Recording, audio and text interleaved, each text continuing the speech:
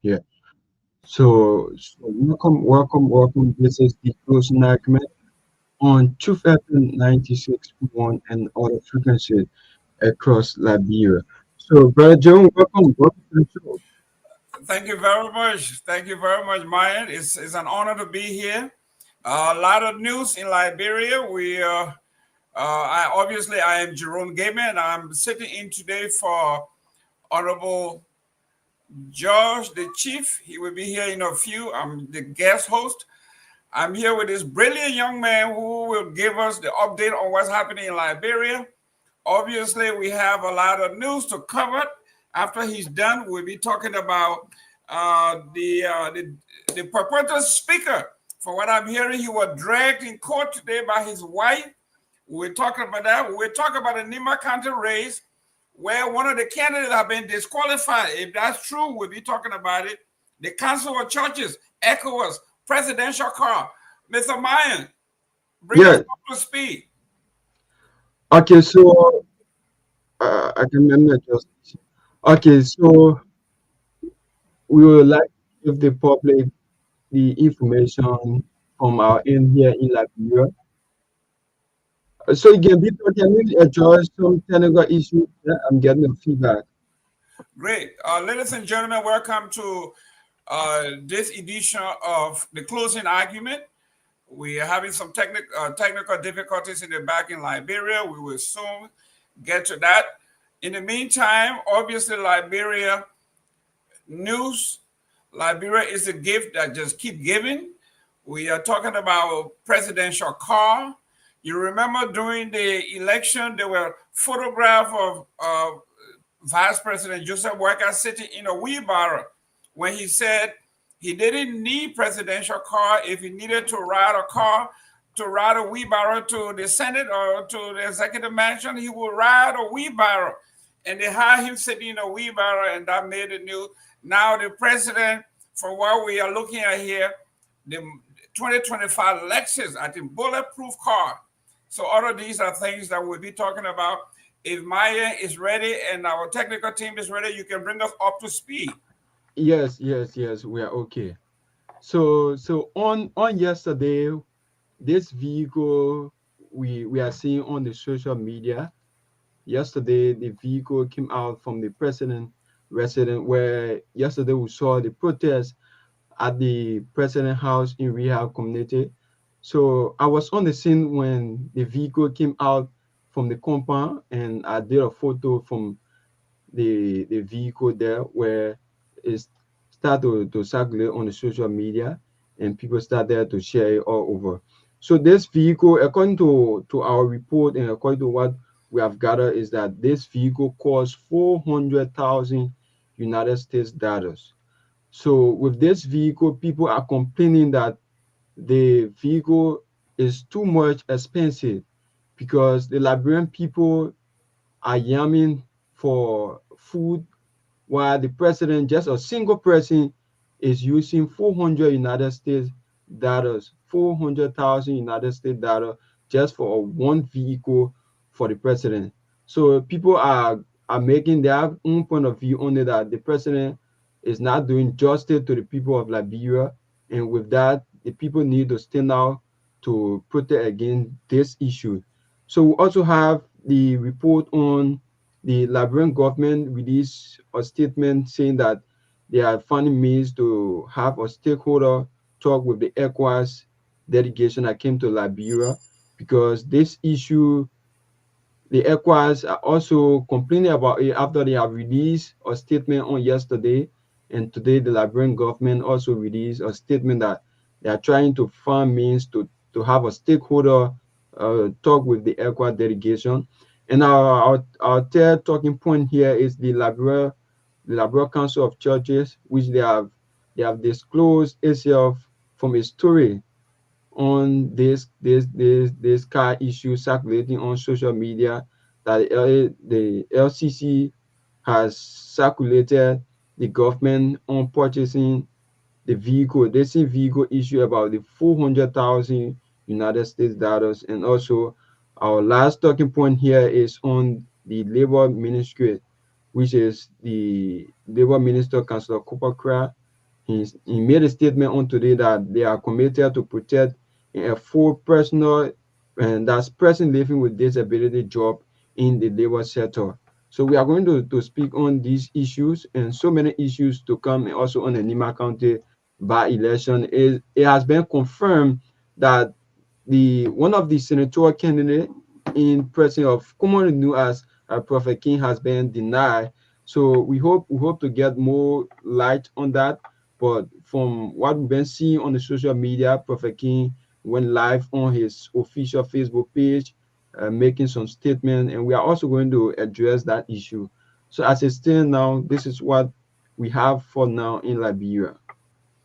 Excellent, excellent. The Republic of Liberia is never dull when it comes to news, especially under this administration.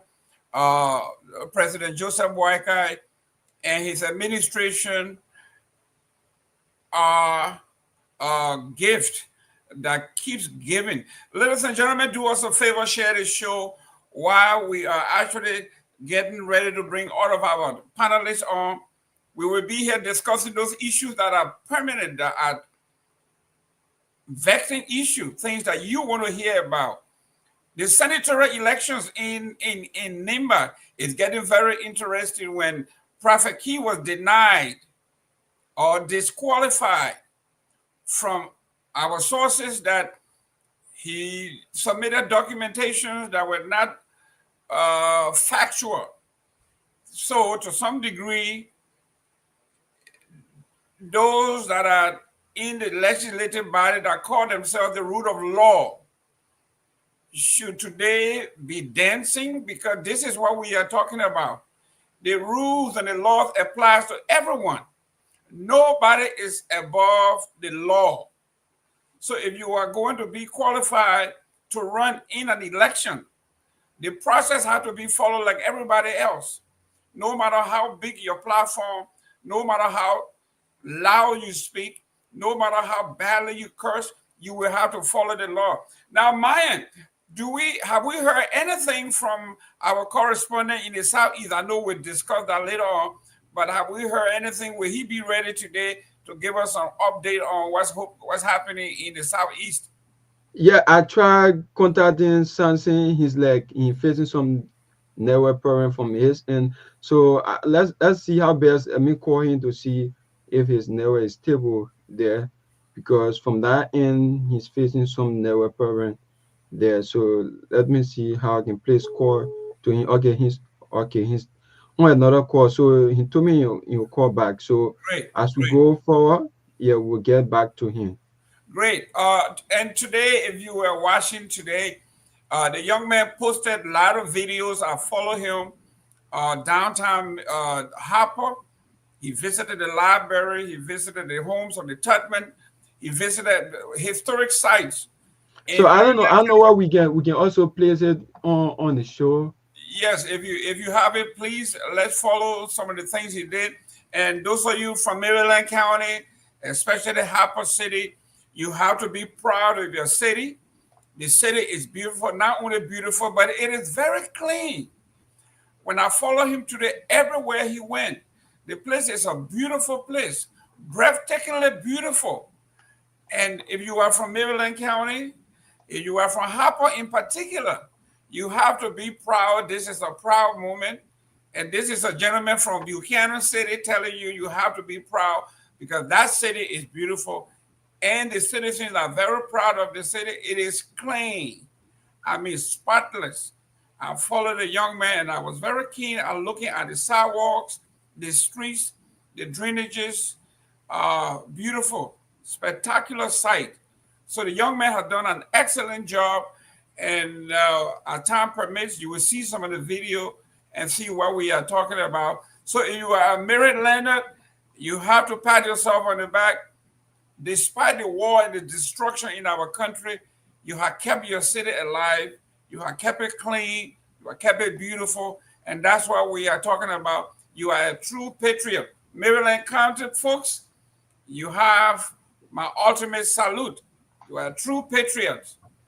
While we are looking for the video to be posted, So Nima County. I already have the video. You can go ahead before we play the video. Okay, so ladies and gentlemen, without further ado, let's play the video and see. Let the Marylanders call me and start bluffing because it is their time. Faster time is one way to talk. All right. This is a building used to bother me a lot of time faster. And this building used to sometimes direct shape. It's come because of the light. The light from here used to direct shape straight to the pool. This building is what is the semi church. It's one of the oldest buildings here. Semi church. Yes, is it a peaceable or? Church. This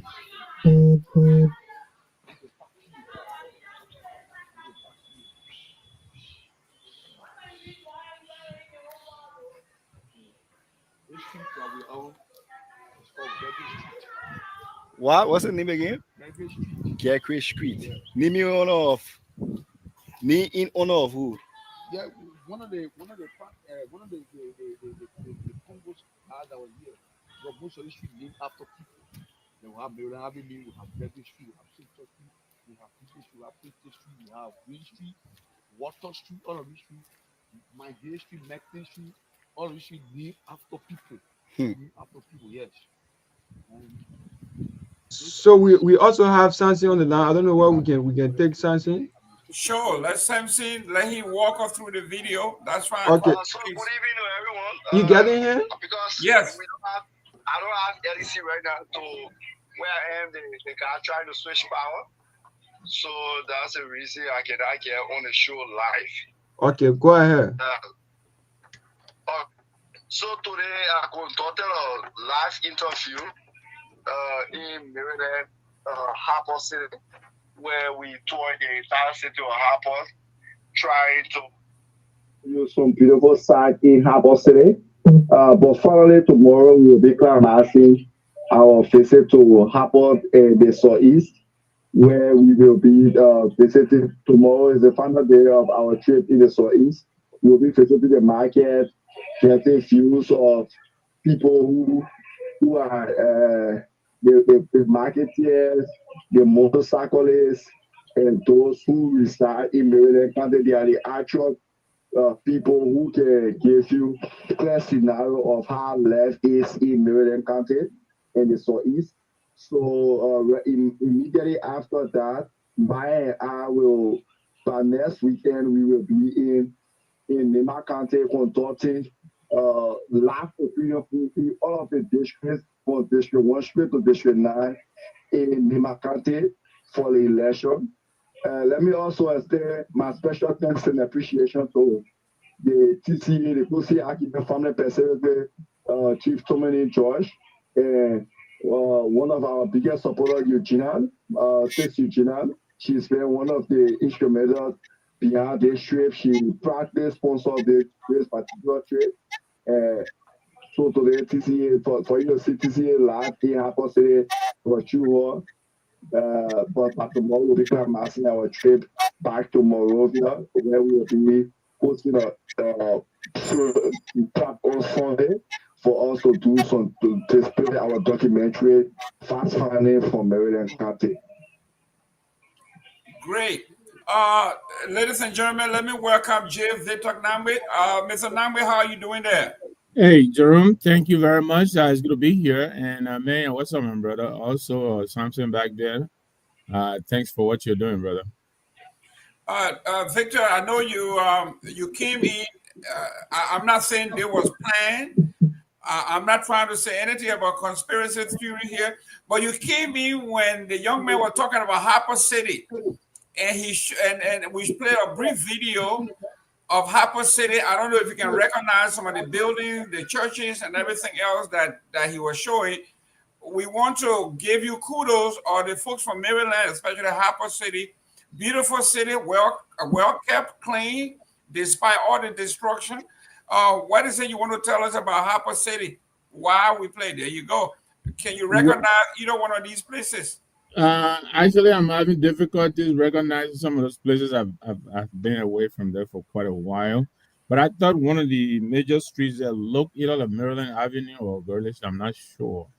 But I tell you, those of us from Maryland and Harper, Maryland, we have been very concerned. As a matter of fact, we think that Apple, as it is now, is far less than what it should be. I know in the Maryland County Association room, we call that the NAMCOW here. There are plans on the way to bring relief to some of these institutions. Some months ago, probably a year or so now, some journalists went down there again, went down, I think, to the city hall somewhere, and or the I think it was the city hall. Those building those buildings, most of them are in disrepair. But yeah, La Habra is a very beautiful city. Sitting on the ocean, on the beach, almost surrounded by the ocean. It's a beautiful place, very breezy, very cool, very nice, well laid out. Thanks to our forefathers. I believe President Tubman also had a part because I know his brother. They have a family house. I went to that house quite a number of times. He had his family living up there. So Hapa is really beautiful. It's a very, very well laid out city, and used to be well kept. But from what I'm seeing here, I think they're doing their best, but it's a little bit less than what it used to be. But we're very proud to call it home. Excellent. I think this is the First United Methodist Church. I can see the sign there. Yeah, I know you are quite familiar with the city. When I was in Harper a long time ago, as an AME, we needed to use a bigger facility, and the United Methodists gave us their building, and we used that facility. As you can tell, I know you are from there. What do you know, or what do you remember of the First United Methodist Church? So let me make it very clear, Jerome. I'm not a Harper boy.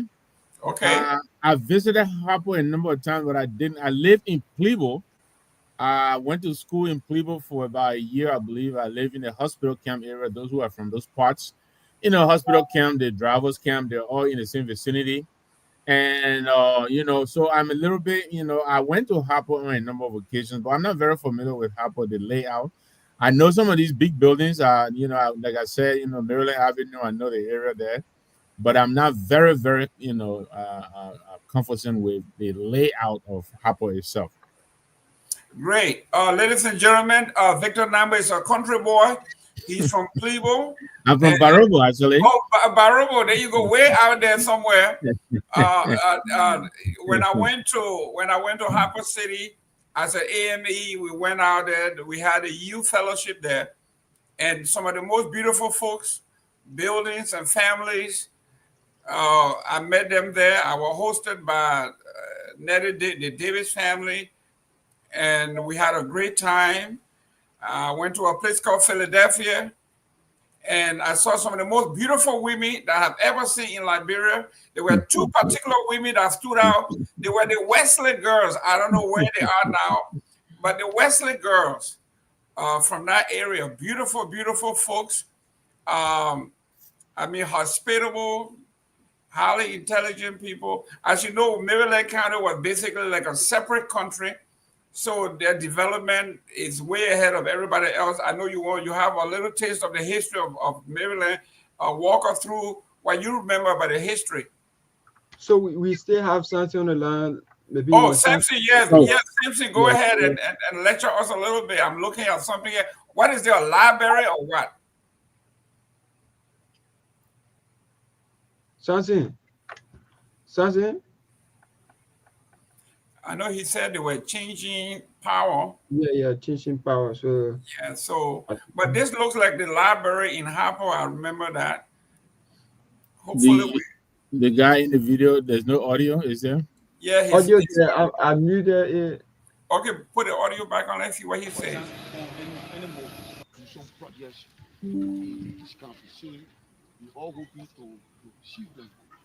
Okay, so Sassen is back on the line. Okay. Sassen. Yes, sir. Yeah. You are saying something. You can go ahead. So I will just be waiting for a question, but tomorrow I'll be commencing my trip in the southeast. Hopefully by next week, the closing argument will also be conducting a county-wide tour and opinion pool in Lima County for the upcoming by-election. So Actually, our Abu, team will be welcome. live. We're not just do opinion pool in about Pacific area. We'll do it in the entire district from District 1, which is Canton, any to District 9, which is Tapper Tie. We will do our opinion pool in all of the districts, including all of the trap all of the candidate stronghold, because we don't want to be seen as biased. We don't want to be seen as biased. We want our people to know who actually in the opinion pool, who actually leading the opinion pool in Lima County. But we started sometime around February, where we conducted our opinion pool in Sakepie. The result is currently on our page, but officially closing argument will be there next week, beginning next weekend, to start our opinion pool from Canton straight to Tapeta, from District 1 straight to District 9. Great. Samson, how is the economy? How are the people getting along in Harper, in Maryland County? So there's is it the first in our church? So that particular church, the Martin is Martin United. Is one of the older church in Maryland County. It's not the first church that was built in Maryland County. The first church that was built in Maryland County is located in Peabody City. Tomorrow I will also be touring Peabody City. Is one because I didn't end the tour because the place Maryland is actually beautiful and wide. To be actually and honestly real with you, Maryland is big and beautiful. So tomorrow I will be visiting the Torgbean Palace, where the commission and the city mayor, because the city mayor gave me one person, the county inspector, to tour me through the entire county, and then I will visit Peabody City, where I will also be touring all of the historical sites in Peabody City, Maryland County. So honestly, Harper is not our regular Morovia where you see people dropping plastic. That's one. Where you see people water running through the major street. Where you see more horses all on the major street. It's not happening. People in Harper. Harper is a very, very historical site, a tourism site for every tourist to visit. If you actually visit, so I visited the Torgbean Beach, where you have the monument of all of those pioneers who landed in Liberia, and they landed right at the Torgbean Beach. And if you watch a video, you will notice that that particular beach is the historical site beginning of Maryland County, because that's where all of the Commonwealth governors landed. And that's where all of the superintendent for Maryland County landed. That site, that Torgbean Beach is one of the best and beautiful sites I've ever seen around Liberia, to be honest and real. Great. Victor, tomorrow he's headed to your hometown, Peabody. Yes. Any question about the economy, the folks, or how are they getting along in that area? Well, Harper is the capital city, but Peabody is almost like the commercial city. And so it is really where the lifeblood of Maryland is. I hope tomorrow his trip, I hope you'll be able to go to the market ground, and also, Utah, those places, and see how life is there.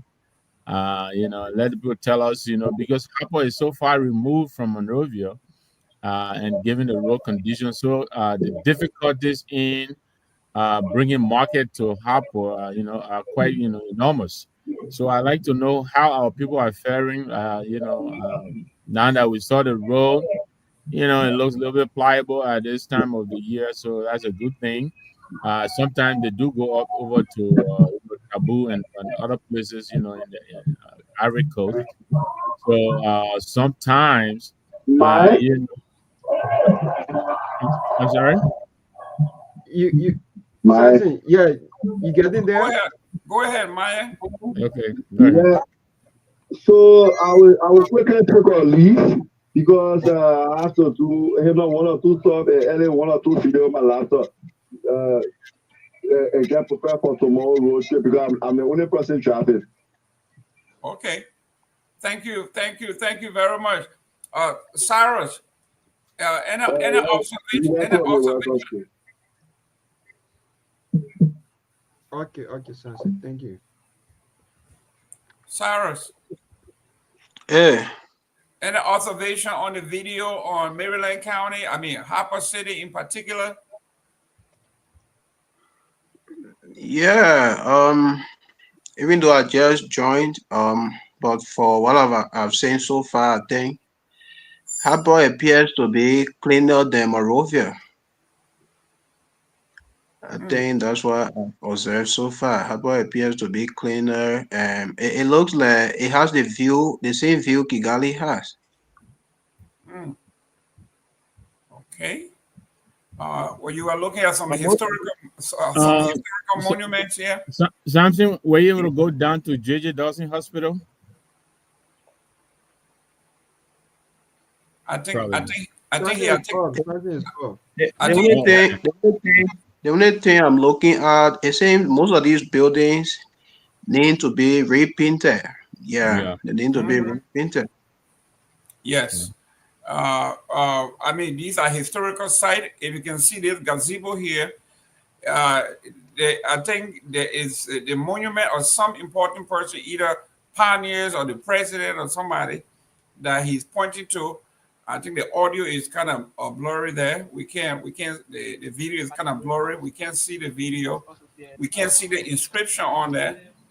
But great job by this young man Yeah. for bringing us information from. Absolutely. I'm really encouraged by what I'm seeing too, though. I really expected Yes, a lot worse. Yeah. yes. For the world, the city, like I say, is intact, and this is what we talk about when.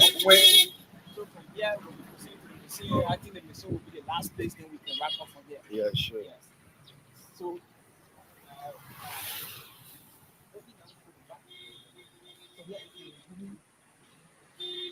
So, Myean, that's good. You can take the video down now. Great. Cyrus, how you doing? Welcome to the show. Thank you, Daddy. Thank you. I'm fine. How is Kigali? How's your study? And how's your health? Yeah, things are fine. Things are fine. God is in control. Things are okay. Great. You say you are studying law. Is it general law or particular law? Or how does it work? After you have Yeah, graduated, I know in the United States you get your law degree, then you go ahead and specialize in something. How does it work from your end? that's the same system here. I actually studied public law, which is general law. Okay, So, after graduation, maybe I will choose to specialize in one of the branches of law, either labor, either criminal, and all of that. But for now, I'm doing general law, public law. great. And for those of you who have been following this case, we're just seeing that the lady has been rearrested and put behind bars. Not only that, but her Secretary General Lawrence Garguah was also arrested with her. So I think when Chief Tomalin George comes on, he was in charge of this particular episode. He would do some callings and do some follow up, maybe schedule meeting with the representatives of this family. But this is serious, and I'm glad that they have confidence in this platform that they will come out and play such a SOS call to this group. That tells the power of these young men and women that hold this platform for the past several years. So we are glad that Abel, Falah, Is that Ngiji? If I'm not pronouncing the name right. In the studio, if you know the right pronunciation of the name, please correct us here. I know the first name, I know Miriam Boyma Ngiji. It sounds like it, back behind bars. So, Victor, this speaks to the report that just came out in Liberia, the human rights report about mass incarceration, held behind bars without pre-trial, people languishing in jail, police brutality, total, I would say, total breakdown of the system. Your take on what this lady is calling us on? Yeah, I mean, democracy, Jerome, the lifeblood is the rights, rule of law. We've seen several instances, where the rule of law has been, trampled by this government, and if it is happening, at the highest levels of government, where it's not going to happen, and this is why we have all been insisting that we have to draw the line somewhere, and so it comes right back to what is happening in the house. We have to, no matter what it is difficult to do the right thing, but you have to always persevere. You got to push. You got to challenge yourself. It is very easy. It is very, very easy, to do the wrong thing. It is hard to do the right thing, and you have to challenge yourself. I don't think this government is challenging itself enough. Far too often, we've seen instances where the rule of law is set aside, and something else is being done. I'm not familiar with this lady's story, but the gentleman is claiming she has been rearrested. Apparently, she may have been here before, and I think the crew may have tried to lift her case up. Like you said, when Tomalin comes, hopefully he has the details. Maybe Tomalin or the other guys, we can do something about it. But whatever it is, I think she has to be accorded due process. Let her be giving her day in court. If she is being charged, she has to be charged. She can't just be held. I hope she's not being held, without charge, and she has to be brought to court, and so that she can have her day in court. That's what the law said. There's nothing wrong with arresting people. If you feel someone violated the law, broke the law, yes, but then when you do that, you got to follow what the law says. You got to charge them within a certain period of time. I believe it's 48 hours, and then send them to court. Hopefully, this is what is going to be done. But I don't know how long she has been behind bars. But this gentleman is coming on here, and he's pleading. I believe he may have already exhausted all avenues available to the family. I hope somehow we'll be able to help the case. But Saros, welcome to the show, man. I was hoping you would come on because Nimba is, this is the by-election season. Nimba is in the news. I think your prophet is in Celine Dion right now. I understand. So I hope you will be able to provide, help us unpack all of that. I'm sure it will be discussed later on in the show. I'm not sure, whether we're discussing it now. Great. I have just been sent the topics for today. Okay. After we are done with what the government of Liberia discloses, holding talks with ECOWAS aimed at seeking technical and logistical support for the establishment of war and economic crime code in Liberia. That from the government side. The Liberian Council of Churches has disassociated itself for a story circulating on social media alleging that the LCC has criticized the government on the purchase of a bulletproof vehicle worth over $400,000 US. The Council of Churches say they did not criticize the government, so they want to let you know that they have not criticized the government. So anybody who accuses the church for criticizing the government is in the wrong. They have not criticized the government. And then following mounting calls for the holistic approach to address the plight of persons with disability in the country, Labor Minister Councilor Copper Cry admits to protect and afford persons with disability job opportunities in his ministry. Barely a week After shutting down 2 health facilities for medical malpractices, the Liberian Medical and Dental Council, with support from the Ministry of Justice, shut down the Grace of Guar Medical Clinic in Monrovia over failure to meet basic medical standards. Wow. You know, this is, before we go to our topic here, we have our incoming lawyer to be in few years. Let's talk about the cornerstone of the Liberian system of democracy, okay? Jurisprudence, right? The subject of due process, where you have the right to face your accuser, right? To be given the opportunity to defend yourself. That's the cornerstone of democracy. You, a student of the law, talk to us about the plight of this lady who is now, I guess, arrested, released, re-arrested, this time not just by herself, but now they included her Secretary General, who is the record keeper. Your take on this before we go to our topics. Well, thank you. Thank you, Mr. Gamer. You know, the first thing is that um I don't really know, I'm not familiar with the narrative of the case, but with the way things are happening now in Liberia, I think we should not be referring to our political system as democracy. I think it is more of a monarchy system than democracy, because now in Liberia, everything that happens, Baga is the one that decides what is right, what is wrong. In fact, the court is not independently operating, you know, so everything about our country now lies in the purview of the president.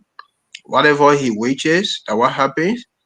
And, you know, basically, it is legal to arrest and re-arrest when, for instance, if you arrest somebody who is accused of a crime and the evidence is not glaring, you don't have sufficient evidence, they get processes are guided. At times, trial can begin, and when the prosecution notice that they don't have sufficient evidence, sometimes they not prosecute a case, and they set a person free for temporary time, and once they have evidence, they can rearrest a person and they proceed to trial. Those are all legal procedures. But for them, for this government, I don't understand the way they do things. They are more political, and they want to use their influence, their political influence, to be threatening justices and judges. If you don't do this, we'll do that. If you don't do this, and just in recent time, I think we were here discussing the speaker, the situation, the legislative impasse that is at the Supreme Court, is before the Supreme Court. But today, Yeke, I just listened to Yeke on Spoon. He made some revelation that the president invited one of the associate justices, specifically Justice Shannon Clinton Johnson, at his residence. You know, I don't know what was discussed, but I think it shouldn't be the case. We have a very serious matter pending before the court, and she's one of the justices. She will be 14. So I think by the president, in fact, sending for her, inviting her to his home is wrong. It interferes with the independence of the judiciary system. And I'm not surprised. This woman is doing a lot of things undermining our system, not just the justice system, but all of the other systems we have in the country. And I think the president continues to take advantage of our people meekness. He continues to take advantage of their resilience and endurance. And one of the things the opposition community needs to do is to protest, to stage a protest that Bwaka should delete the arrow that represents the rule of law, because he's not respecting rule of law. No need for arrow to be part of their arrest agenda. They should delete the arrow and proceed with the rest. So I mean, the issue with the entire judiciary system in the country, I don't trust it right now. The justices themselves are operating in fear, because one thing I know for a clear fact is that even the so-called majority bloc that the president is doing everything to protect, he has the power to in fact instruct them to say, look, your file, you guys can file an impeachment bill for so and so justice or judge who is not willing to work with us, and they can impeach and ballot. And people are in fear. They are living in fear that they don't want to lose their job. Everybody is living in fear. People are afraid. You listen to the Chief Justice when she was saying, um, asking for protection, that the executive should protect them. So it means, in fact, I'm afraid they might not even bring the verdict, the real verdict that will be consistent with law. They will just do something to impress President Boycott, which is wrong. Great. Ladies and gentlemen, let me reintroduce our guest here. I am Jerome Gaiman. I'm sitting in temporarily for the Chief Tomalin Judge. He will soon be coming on. I want to make this clear to you guys, to our audience. Hosting a show, a platform of this magnitude, day in and day out, it is not an easy job when you have a family, you have a job, you got children to take care of. So sometimes they need rest. As you can see, the last time Lofa Julius was in Liberia meeting his family for a while, he needed time for someone to sit in to help out. Ben Sanvee, as you know, they've been taking on this thing for almost 2 years without rest. So it makes sense for him to take a few days, a few times, or to get some rest. Same thing with Mr. Garguah. You saw Dr. Peabody is in Liberia doing some work for the poor. So this is an normal thing that these young men and women are doing here. Grace is doing her master's degree. She's a mother. Yesterday, when they call her soccer mom, she was taking her children or her son to play soccer. She had to park her car in the dark to charm in. That's the kind of commitment we are talking about that they bring to this platform. And also, we cannot forget the audience, those that tune in every day and night to support this platform. So we want to thank you very much. So let me reintroduce our partner here. Please make sure that you share the show and get interactive. We are reading the comments and we'll interact with you. With me is the young, brilliant thinker, soon a lawyer to be in Kigali. Cyrus, how do you pronounce your last name? Is it Daquan? Am I pronouncing it right? Daquan. Daquan, and you hail from? Nimba County, District 4. District 4, Nimba County. And with me is the veteran J. Victor Namwe. Victor Namwe, your take and your introduction real quick for those who are meeting you for the first time. Thank you very much, Jerome. It is an honor to be here. J. Victor Namwe here. I come from the United People's Party. All my life, I've been part of the progressive group. I came through the ranks of the Liberian National Students Union, and I've been in student politics and then got on the national level. So it's an honor to be here. Listen, the topics that you read, I am sure we'll go, deeper into them. But let me just say this, right? Here in the States, and I would say that because we try to emulate, the democracy here. Here, the president of the United States, he can get up and go on the Hill and meet with lawmakers. He can go to his parties, if he wants an issue, he wants it driven through, he will go there and have consultations. It is very normal. Our president will not do that in spite of this impasse that has plagued us for almost over 6 months now. But the president of the United States cannot tamper with the justice system. The judicial system is different. We remember here Bill Clinton when Loretta Lynch was handling, Hillary Clinton's email just by meeting her on the plane. You understand me? The whole world almost came crashing down. He is not supposed to tamper with the judicial system. So he is not doing what he is supposed to do, but he's doing what he's not supposed to do. If this report is true, it is very concerning. Because the way this thing is turning out, I don't think it's going to go the way of the 43. I am almost certain that this is going to come back to status quo ante. So the president, he has a lot riding on this, his administration, and then his legacy. We're now becoming, the laughing stock of the region. This is a very simple matter that requires a very simple fix. But we are doing everything but trying to fix it. I hope, these reports are not true. So now ECOWAS came here for the second time. The first time they came here, the reception wasn't so, so robust. It took them a while to persuade the president to meet with the delegation, as we were hearing.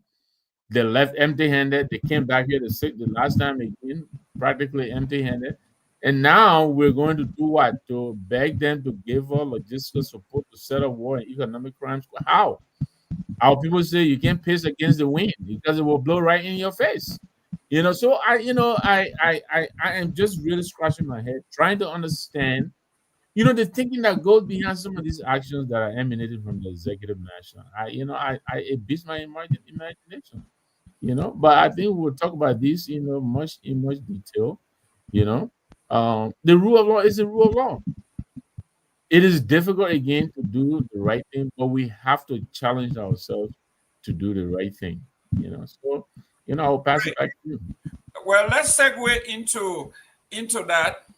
Obviously, for those of us who are into symbolic interaction, we know exactly when people talk about social psychology and you talk about smoke screen. Here it is, ECOWAS was on the ground to mitigate our problem in the house. I particularly know a smoke screen when I see one.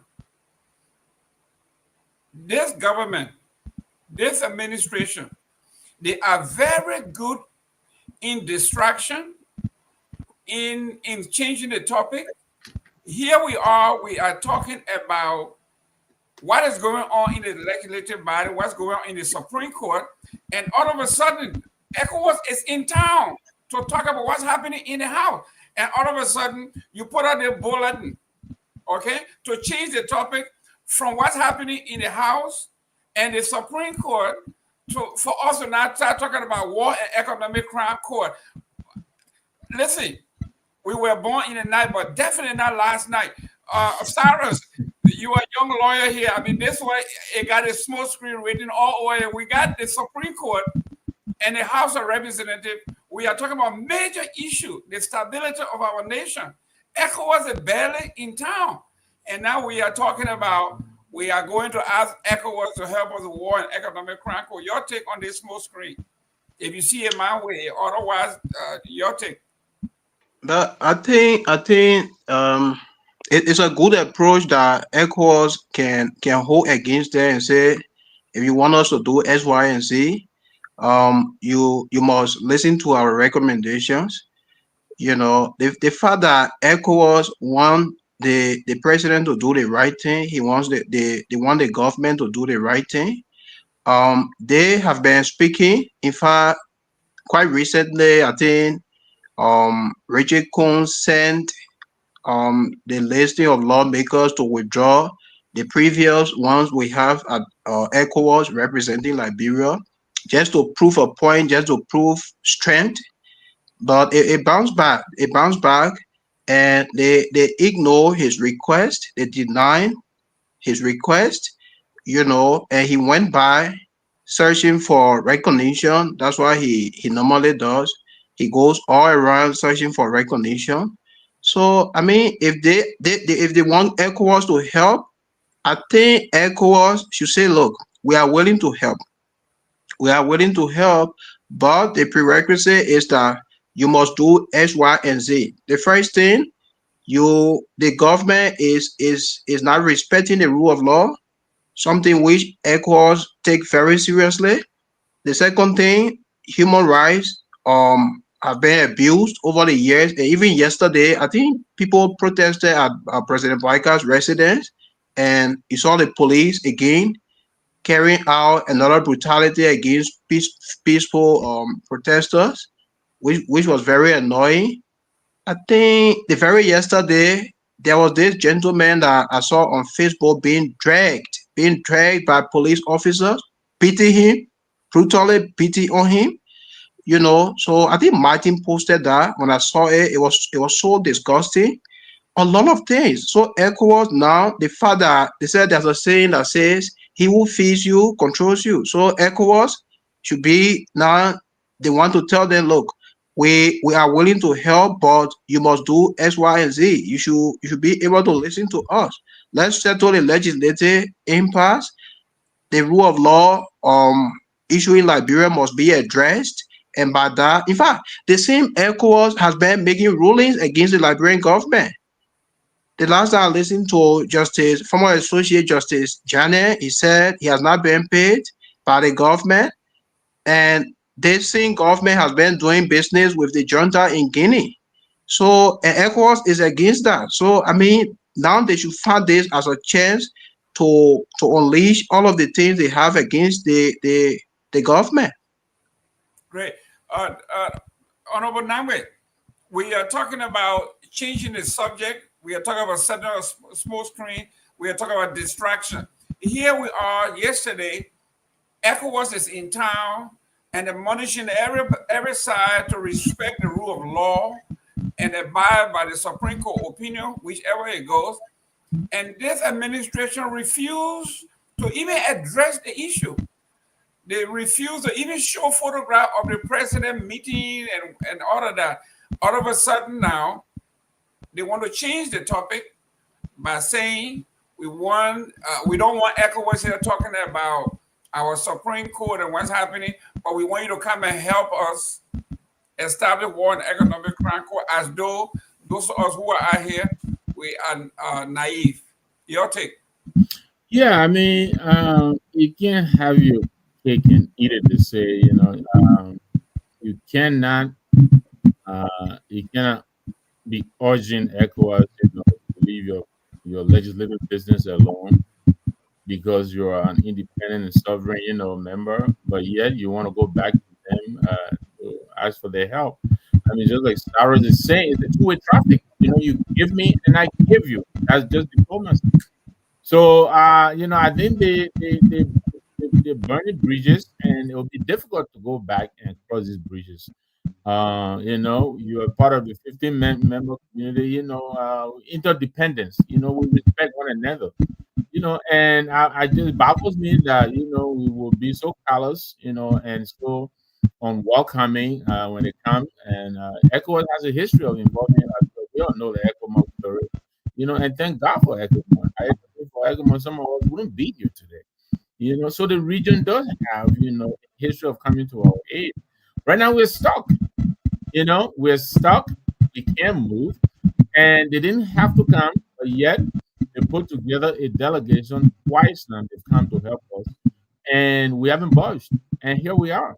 In no time, we want to go back to them, ask them for help. How does that make any sense at all? I don't get it.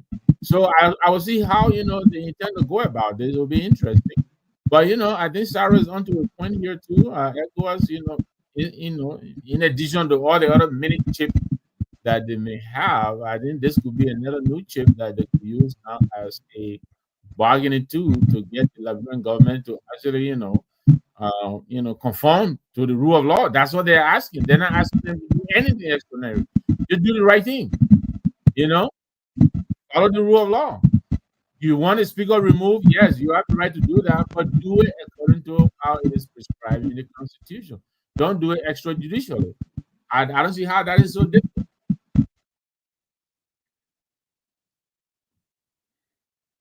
You're muted. Yeah, you are the lawyer to be here, so you have a little more insight. One of the guilty pleas that they had over the previous government, the CDC government, was that ECOWAS made a declaration, or that the former justice won his case in the ECOWAS court, and the CDC government refused to honor or pay him, and that if they came to power, government is continuity. Obviously, they were going to make whole Kabina Janet. And when they got into power, not only did they renege on their pledges, but Kabina Janet, his client, in the custody of the Waka government, violently removed the man from the prison system, turned him over to a hunter here, and we are hearing that the man may have been killed because the charges, according to the military government in Guinea, he's been charged with treason. Your take on the duality of the thing, or the dichotomy? So you know, the hypocrisy of this government is that they are operating most of the time on playing game. You know, if you check under the doctrine of the recognition of states, in public international laws, there are procedures that are followed for government to be recognized, especially legitimate government. The doctrine strongly prohibits recognizing military government. You know, and President Boyka is a signatory to almost all of these international instruments. They know about it. The foreign minister we have is knowledgeable about international operations and foreign diplomacy, but they have been ignoring the treaties that they are signatory to. You know, the president has been operating with, I think at one point he received gift from the junta, I think 7 pickups. And that was in exchange of the gentleman they sent to the junta to be killed. I listened to that on Spoon, and Janet appeared, he said it, and up to now, Janet had no knowledge of his client, which is a violation. You know, so, and one of the things they keep messing up is they are good at taking glory of everything we are did. You know, like for example, the road project across the country, the sufficient highway that President Weah did. They when they go to the media, they say they are the ones doing it. They are the ones doing it, but they don't want to take responsibility of the the liabilities. And under the doctrine of patrimony, if you want to succeed asset, you also succeed liabilities. But the United Party guys, you know, they like to add that they are the only smart people God created. You know, the good side of it that was done by President Weah are the ones they like, but the negative side they ignore them. So Janet issue and Justice Jan, I think Mo Ali, Padre Hona, those guys were the ones behind Justice Janet. They were the ones supporting Justice Janet. Even me, I supported Justice Janet. So I had thought that those young guys were going to tell the president that the fact that the Weah administration did not honor the ECOWAS code ruling in favor of Janet, um, we that supported Janet at the time, now that we are in power, we should be the one to honor the ruling and pay Janet whatever ECOWAS charged. But they are not doing so. So I mean, the guys are just operating like, you know, they've come to stay in power forever. They have no regard for the rule of law. The rule of law is neglected, and they are not even respecting international treaties. International treaties. Everything about President Parker is against the image of our country. So now ECOWAS, like I said earlier, ECOWAS should be able to tie them up, because even this issue with the speaker, for example, they will not want to listen to anybody because they want to make it look like Richard Kuhn was born to be speaker. You know, what is wrong with the president telling Richard Kuhn, look, I don't want to tie my government international face because of you. Once the Supreme Court rules, we'll honor the ruling. You know, what does he even want from a junta? Why is he doing business with a junta and at the same time he's a member of ECOWAS? So these things speak to a big slap in the face of diplomacy. I don't know who is advising the president at this stage. Excellent. Uh, uh, Mr. Nangwe, we're going to segue into our second point here, bullet point. This one is an easy curveball. I know U.S. Sarah's going to hit it. It's going to be a home run. A few weeks ago, there's the chief imam of Liberia, Chief Cryee, came on in the public to defend his position. Why, as an imam, the representative of the consciousness of Islam in Liberia, will accept a position in the government that he's supposed to be holding responsible for ills. And he said he actually took the position at a loss because his mosque were making more money than they're making now. So here we are today. The Council of Churches have actually gone even further. They are saying the Liberian people have denounced in the midst of poverty that the president is spending this much money on a bulletproof car. The churches is saying that they are distancing themselves from the criticism of the public. This is what it said. The Liberian Council of Churches has disassociated itself for a story circulating on social media alleging that the Liberian Council of Churches has criticized the government on the purchase of a bulletproof vehicle worth over $400,000. The churches, the Council of Churches said, don't tell the world that we have criticized the government because we have not your take on this. So the Council of Churches should actually be happy that somebody is trying to actually force their hand. You understand me? I didn't deny that it does more harm to them. We've known organizations like the Council of Churches, Liberia National Students Union, Universal Liberia Student Association, University Colleges. These have been the levers in society. These are levels that try to shape the government.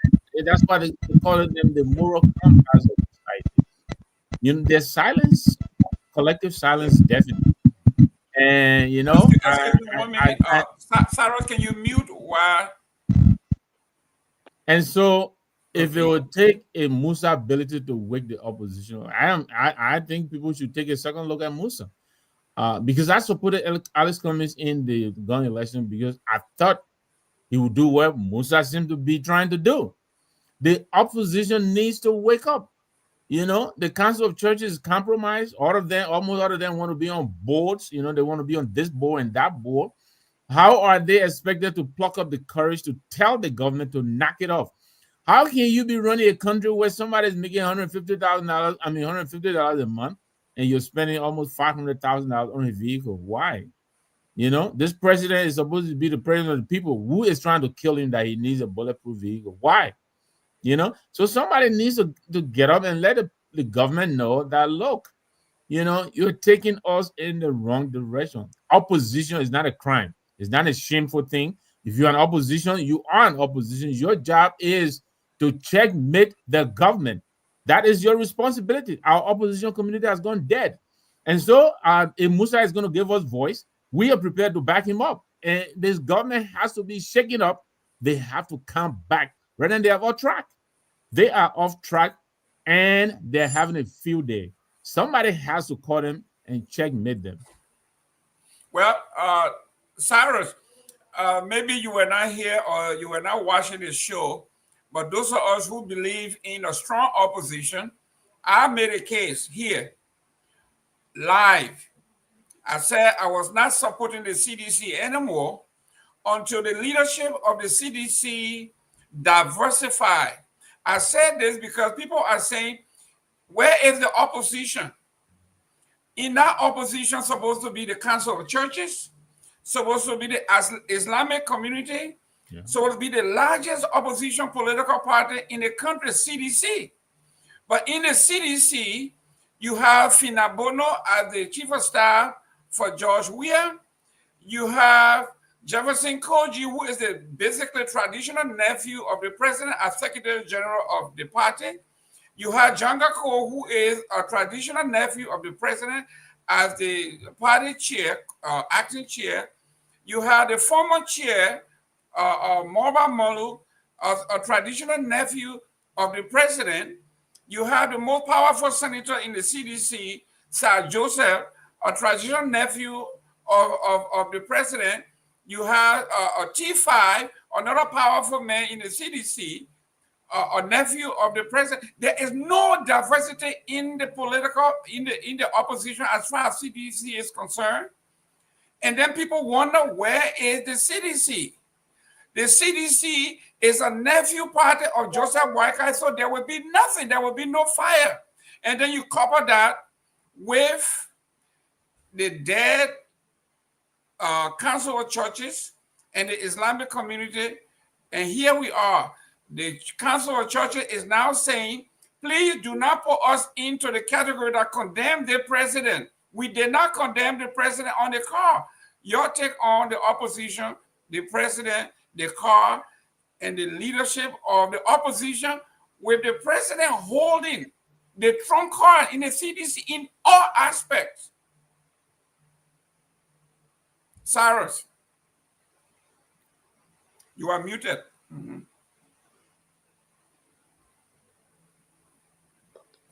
Well, by parity of reasoning, I think the so-called Council of Churches endorse every wrong thing the president is doing in the country.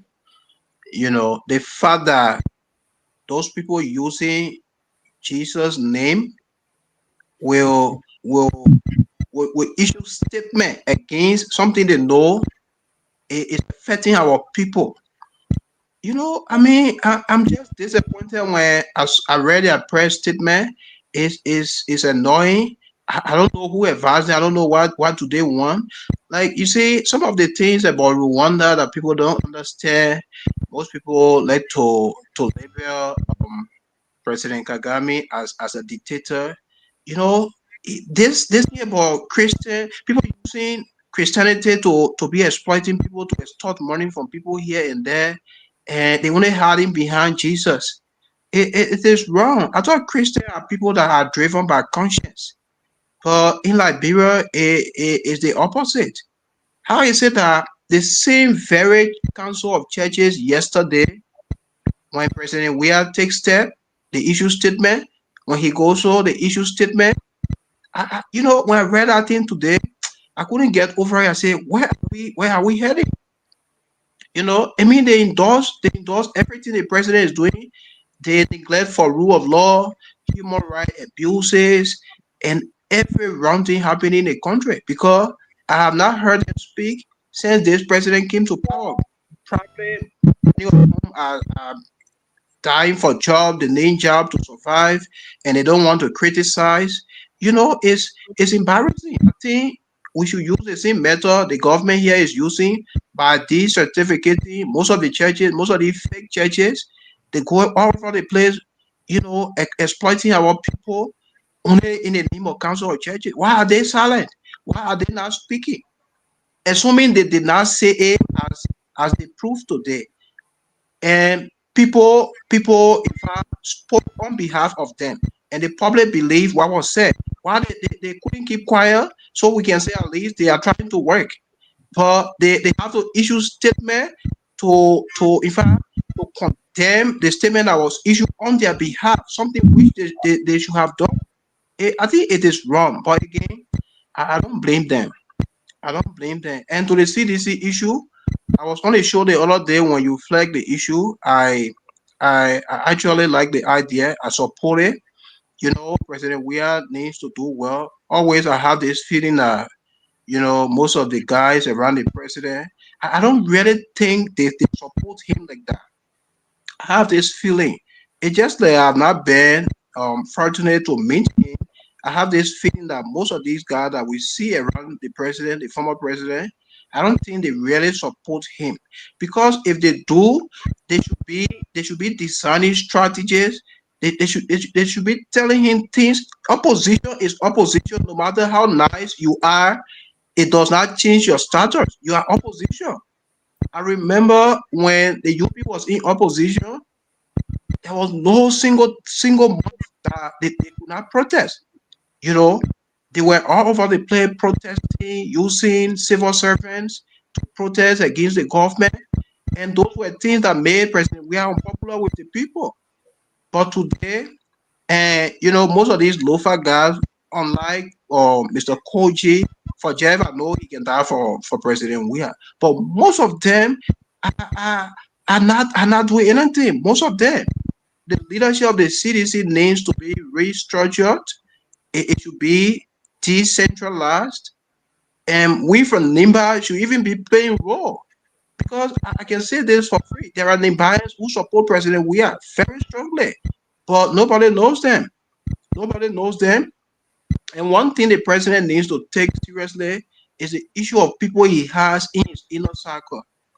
Um, Most of the time when the president travels, you see the same old people around him.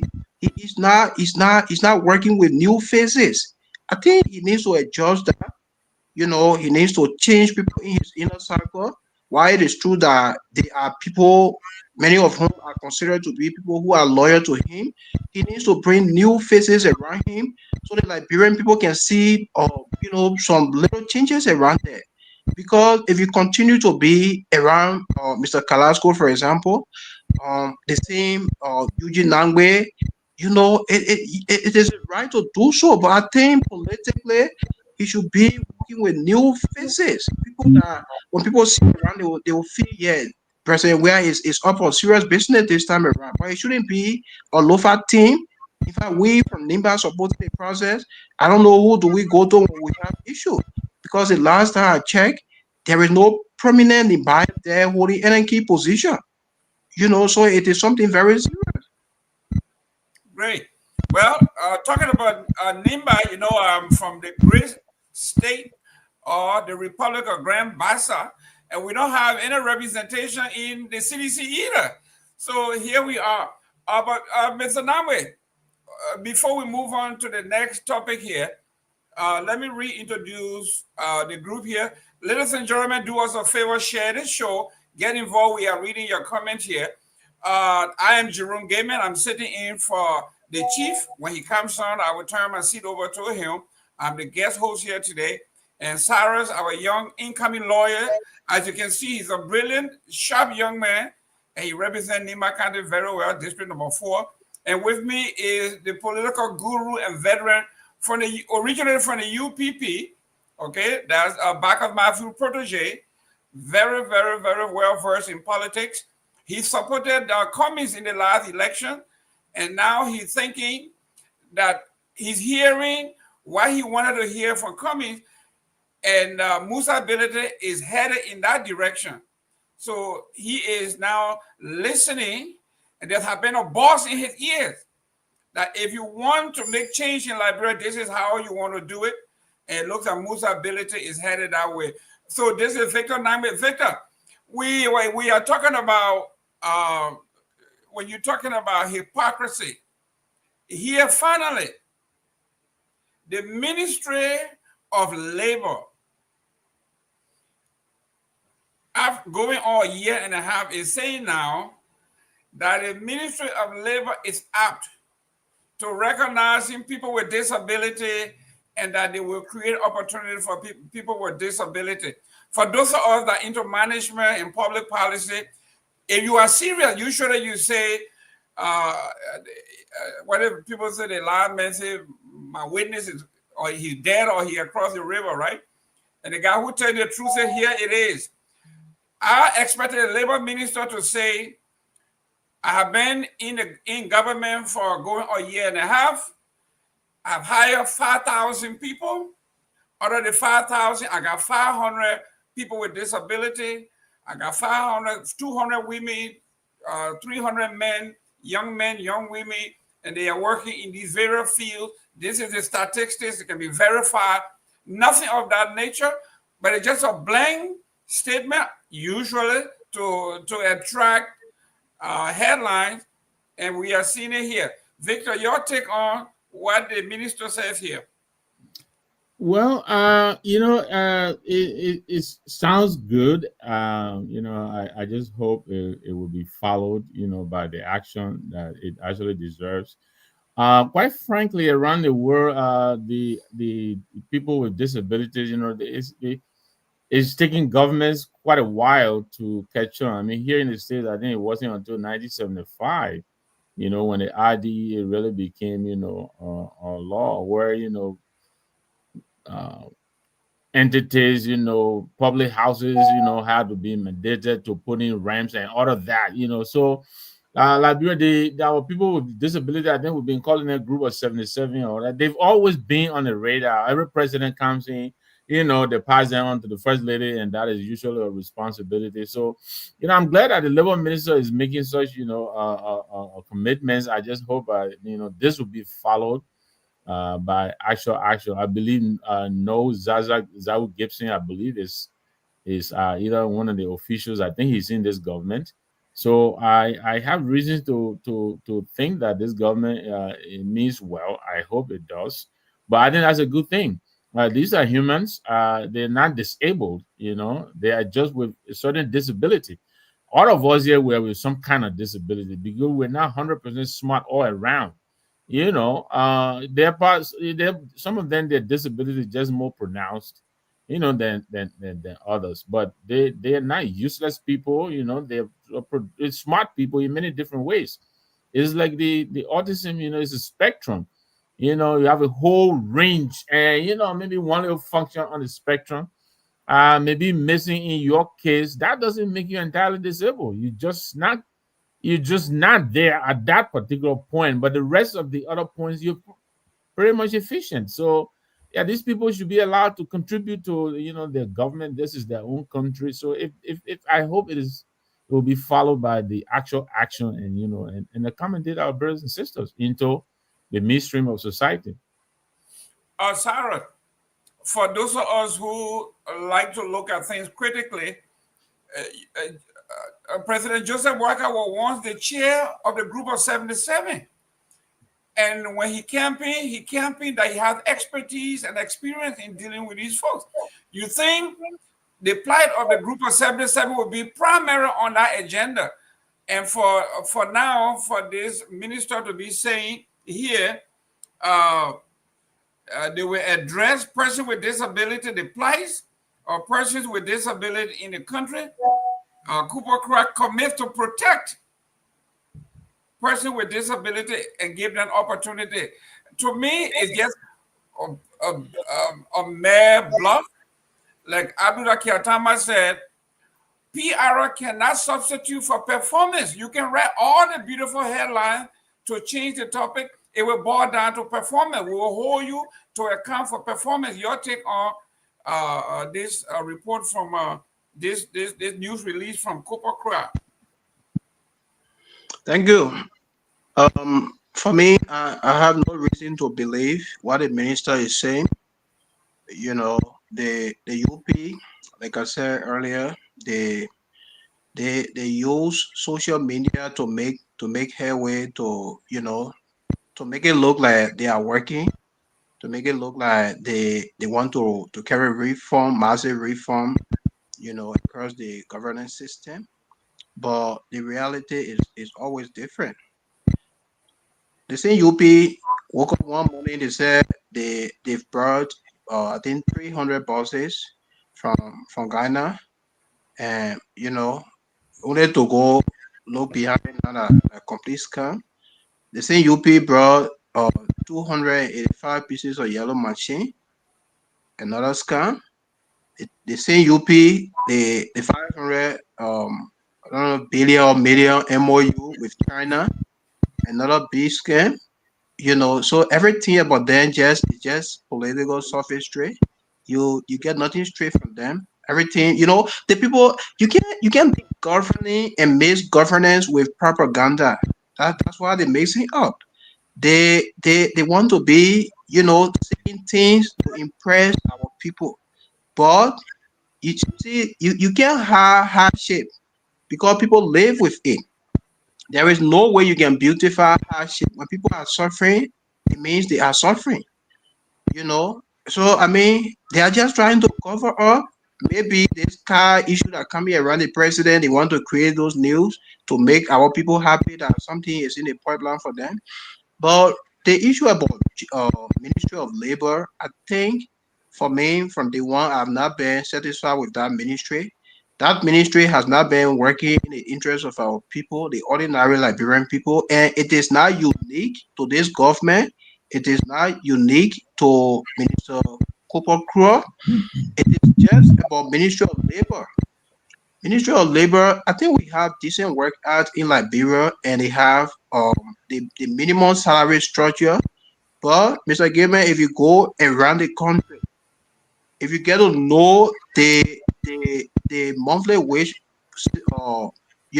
workers are making at people enterprises and government institutions, you sometimes you get to worry about the people. When I was in Ghana, I got to know that there are guys working for $10,000 Liberian dollar 30 days, 10,000 Liberian dollar. And how You much know, is that? 10,000 LD. Yeah. In US dollar, what would that be? I said Liberty, 10,000 Liberty. Yeah, if you convert it to Liberian dollar, how much would that be? I mean, to US dollar, how much would that be? I think it should be around 50. $50. Yeah, Wow. 30 days. So, it's becoming something normal. I thought Ministry of Labor will have agents on the field to ensure that people are paid for their services, that people are well paid, but they are not doing those things. And one of the disappointment I have in Minister Cooper Crow is that they keep issuing work permits all of the time. Those guys bringing Chinese, Indians, you know, guys from Lebanon. Where's that Liberian supposed to do? We don't have the unemployment rate in the country is high. Why are you allowing foreign entities to bring? See, that one good thing I know about President Kagame. Mr. Game, as we are here, you as a foreigner, you can't find even $25 job in Rwanda. You can't find it. If you go to look for a job, the prerequisite is that you must speak their language, Kinyarwanda. And this is the only national language everybody speaks.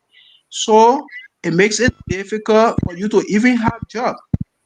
And those foreign enterprises operating in Rwanda, there is law governing foreign enterprises that besides the managerial position, all of the other high positions must be occupied by Rwandans. That's how the system works. But in Liberia, just for drivers, those guys will go India to bring drivers in the country, and the minister will be there issuing work permits. How do we treat our people in this manner? And one of the things I observed in Liberia is that you and an Indian guy will be doing the same work, performing the same duty, but then this guy is being paid more than you do. This guy, they pay housing for this person. They pay the person more salary, food allowance, everything, but you are doing the same job. This is a violation of Article 18. Our law says people who perform equal job must be entitled to equal pay. Why is it that you bring somebody from Lebanon, this person is making more money than Liberians? I think the ministry is not doing well. Everything about that is just centered around bluff, like you said, like you rightly said. It's just immoral. The reality will not exist. Excellent. Ladies and gentlemen, this is the closing argument. This is the last Friday of the month for our brothers and sisters who are fasting. Mr. Abu and everybody else, we wish you a great end of the month. I know Sunday, hopefully your fasting will end.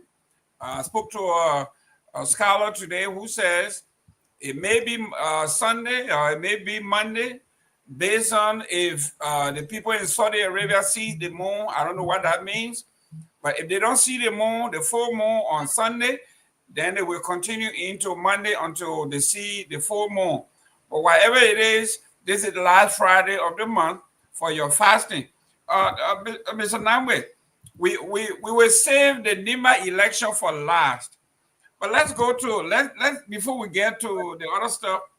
Today, there was a breaking news in Monrovia or in Liberia that the proprietor speaker, Rachel Kuhn, was sued by his wife for other things like, I guess he's cheating her in a joint investment in homes that were built.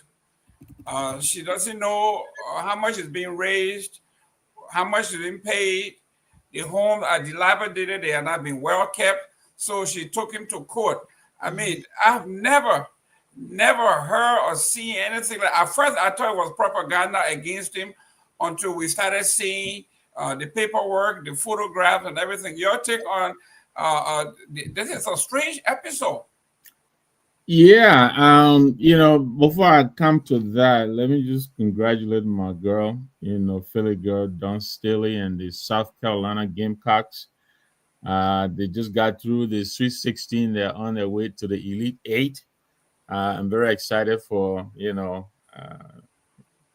their journey. This year is not the best year, but they're doing their best and weathering the storm. But yeah, I read. Before you go further, ladies and gentlemen, you are a lover of basketball. Especially the women's basketball. This is in America here, the month of March. Yep. It's called March Madness. Where on every sports channel you will find male basketball, college basketball, male and female. I'm from Florida, so the University of Florida, our Gators, go Gators. We are into the Sweet 16 and we are taking on another team and we'll be headed to the Elite Eight. I am definitely. So if you are watching our show, if you are from Minnesota, you don't have any team in Minnesota, I feel sorry for you. If your team is still in the league, you can actually make a comment or call. If you are a professional basketball player, I am in the Miami Heat area. I'm a Miami Heat fan. And those of you who were rooting for the Golden State Warriors and Jimmy Butler to come back to Miami and beat us, we demolished them. We beat them by almost 30 points. So go Jimmy Heat. Bucket. Yeah, the bucket was empty. It didn't make any points. So Jimmy, go ahead. Jimmy Bucket came to Miami and we dragged him. Go Miami Heat. Go ahead. Put in the bucket. But Jimmy is pretty good though. We had him in Philly for a while, but this year my Sixers are tanking. I think we're tanking to come high in the draft, but we'll see. But coming back to the issue, Jerome, I read his story. And we all have our our little bones in our closets and all of that. So I wasn't going to comment on that because it could happen to any of us.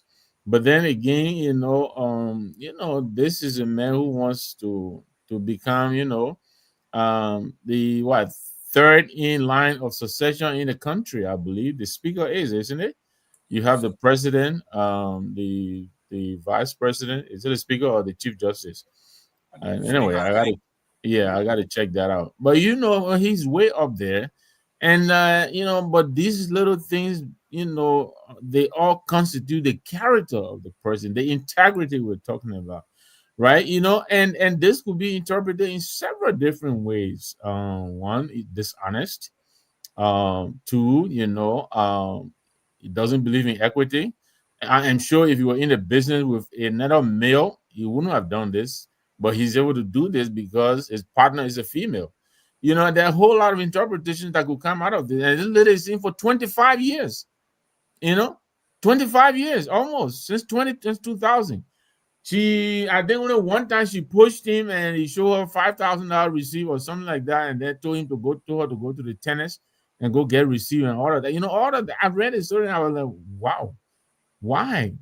So again, character matters because that is what represents you. And I read the story and it just called into question, Honorable Kuhn, and I don't know him at all, to be honest. I only got to hear about him with this whole speaker thing when he contested against Speaker Kofa, and that was my first time really here. So I don't know him. But now that he's in a public space, he should be aware that he will be subjected to public scrutiny. And this story doesn't look good for, a guy who wants to be the Speaker of the House of Representatives. Yeah, thank you. Jane is correcting me here. I think he's third in line, like I said earlier. Yeah. Yes. So, that's how close he is to being a president. And yet, we're reading this kind of thing about him. It's not a mistake. It's not a one-off. 25 years. That's a quarter of a century, Jerome. Oh, yes. Let me go to the lawyer here because this is the kind of thing they like to do. Like to go to court. I would consider this basically domestic violence. You and somebody, you are co-owner of a property, co-owner of some investment. And then today I was watching one video where he was talking to, I think it was last year somewhere, where he said he was going to the University of Liberia to teach. and they were querying him, and he said he loved to teach and is pro bono. He said, even when I become president of the Republic of Liberia, I will still teach here pro bono. So this is a man who is looking ahead. He wants to be president of the Republic of Liberia. And that was an older tip. And here we are. This man cannot keep his house. We are talking about his own house in order. And then he has another house, the House of Representatives, also in chaos. And he's talking about being the president. A lawyer, you take me. If the woman came to you with this case, how will you address this? Thank you, Mr. Gimme. But for me, I'm not surprised though. You know, Representative Richard Kuhn has proven to be a lawless man. You know, I'm not surprised at all. You know, I've been wondering the Richard Kuhn that you see outside, the way he behaves outside.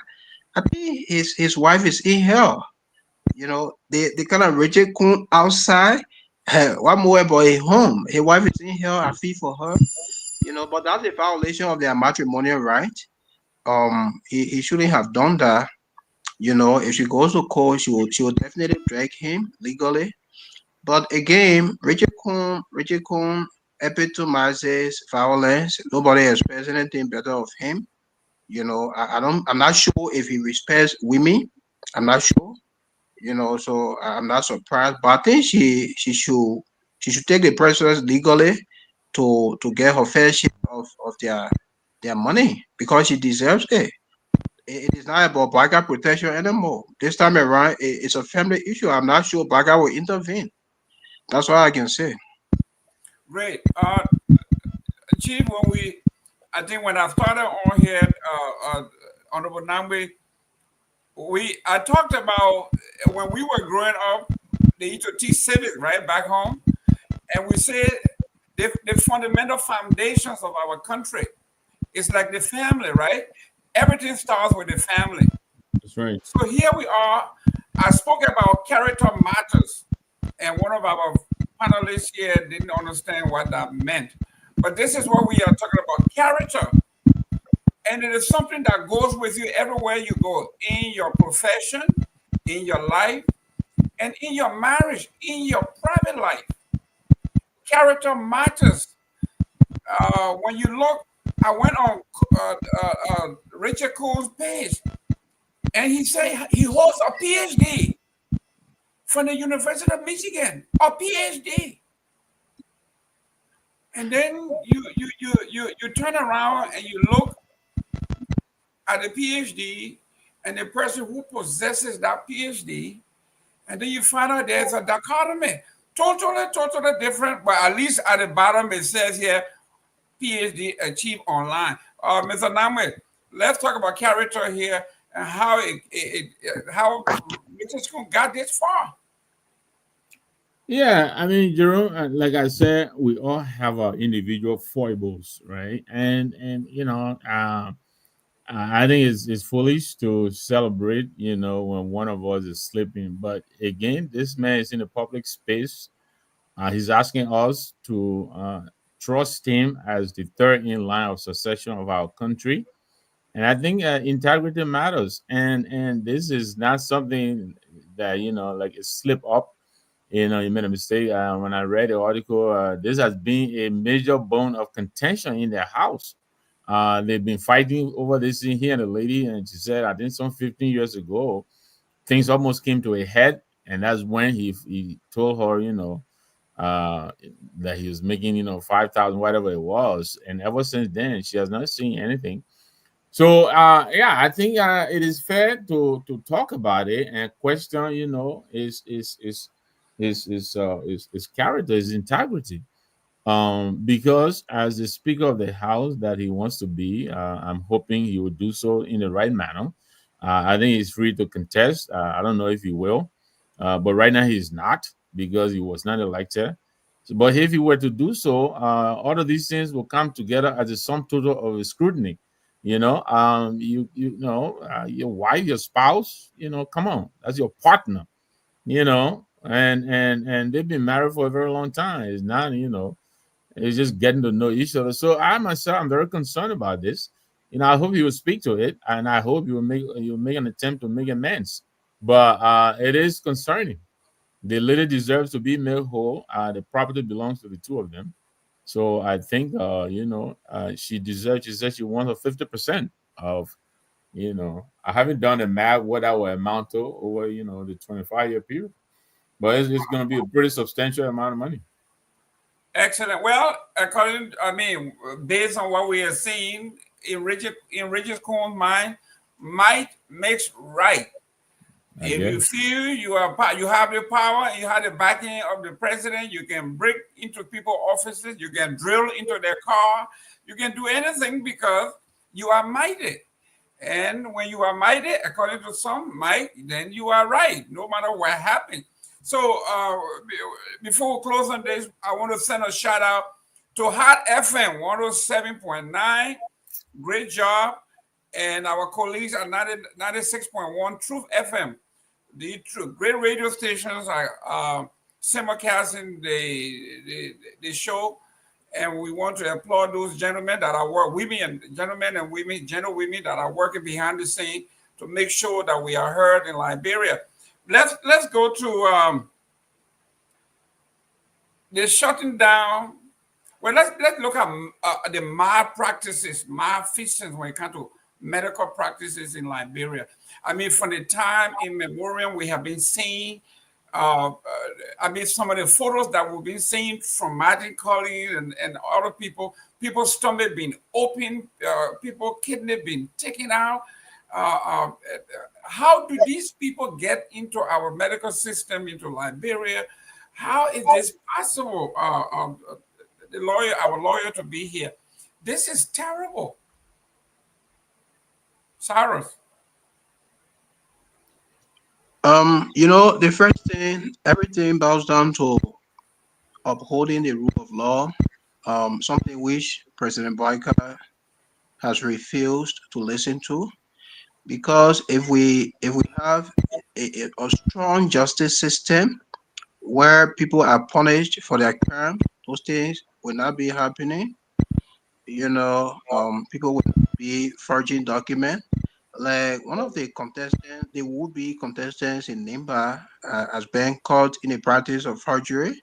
Prophet Key, I'm sure NEG has disqualified him today, and they will let him go.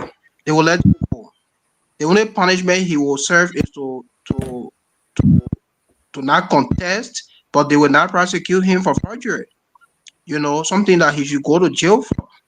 They will let him go, and it said no deterrence. It's embarrassing.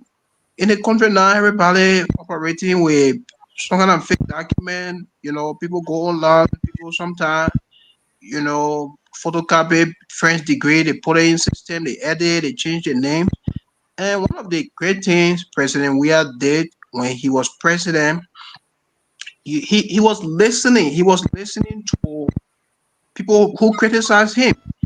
And every time Martin Colley scrutinized people credential and he comes up with funding, once the funding is established that it is real, the president acted on them. I can recall that many people lost their job as a result. But today, this 45-year-old experienced president we have came to power. People are moving around with impunity, and one of them is from my county, Doug Cooper. Doug Cooper having to be the Inspector General for Ministry of Commerce. Doug Cooper is one of the guys working with impunity, and I'm sure he's under the protection of the Vice President because he runs errands for the Vice President. Martin Colley investigation established that Doug Cooper did not attend. He did not even write UL entrance. And it was unfortunate that he was seen graduating. So the investigation was had. It was established that Doug Cooper is a fraudster. He's a criminal, and the president is yet to act. I'm sure UL has revoked the degree they gave him. But if Liberia was a serious country, Torgbean will be facing justice by now. So the fact that Torgbean is yet to be prosecuted, so there is no deterrence. People go around, impersonating people, faking documents. It's embarrassing, and to extend it to medical field, it is something that our people should be careful. But who will protect them?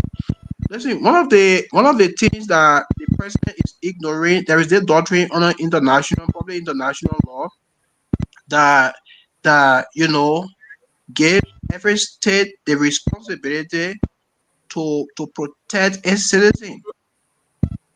I think there are three factors: responsibility to protect, to respect, and I think to adhere to the rule of law. All of these things have been violated by the president. He does not have respect for anything. He does not. He does not even care whether the citizens are dying. How is it our country like Liberia we allow people to be impersonating, and to the extent they are now carrying it to the medical field that involves the lives of our people? If the president was very serious about this Torgbean issue, and if Torgbean was facing justice by now, oh man, people would be afraid. People would say, "Look, I will not want to forge people document. I will not want to impersonate because Torgbean did it and he's in jail. Torgbean is at the South Beach." But no deterrence. People go around now. The fact that Torgbean is around, he gets his salary on time. He's enjoying. Nobody is afraid because the rule of law is not intact. Okay, can you mute a little bit when you're done? Mr. Sanvee, finally, the name of the clinic scares me. It is called the Grace of God Medical Clinic. Can you imagine you are in pain and you're going for surgery, and the place they carry your name is Grace of God? Yeah. Okay, not Monrovia Medical Center or Liberia Clinical Center, but it is called the Grace of God, and they take you there and you die. Okay, I mean, I'm trying to be facetious here, but the name alone. I mean, who is this Kamara man? How did he get to doing surgery? And now we got people coming from everywhere that I'm telling the world that Kamara did this to me too. Kamara did, and people are being meme.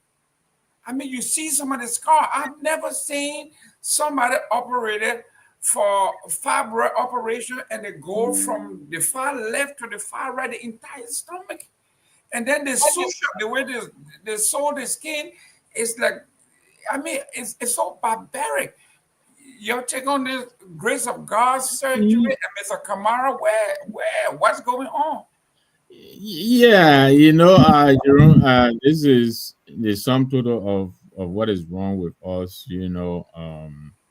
The certification process. And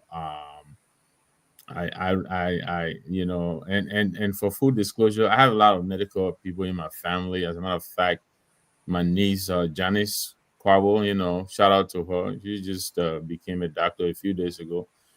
So I kind of I understand,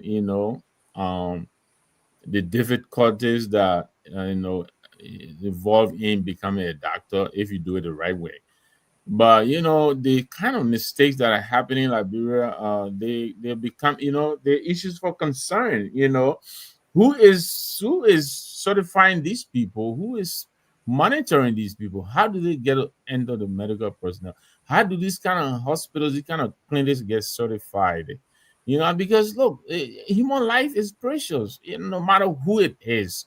A life taking can never, be regained. And so, yeah, we're reading about this. The way it is done here, usually before you settle this first, you got to make sure you got a proper training and certification. And then, your institution has to be backed financially because you have people should be able to sue you. And this is how these people get to these people to get to them through the pocket where it hurts the most. You sue them, you take their money out of their bank and all of that. tomorrow before they employ another doctor, they will think twice and make sure to check them properly. But I don't think we have that remedy available to us in Liberia. You go to the hospital, somebody messes with you, you go home to die and cry and die. It has to stop.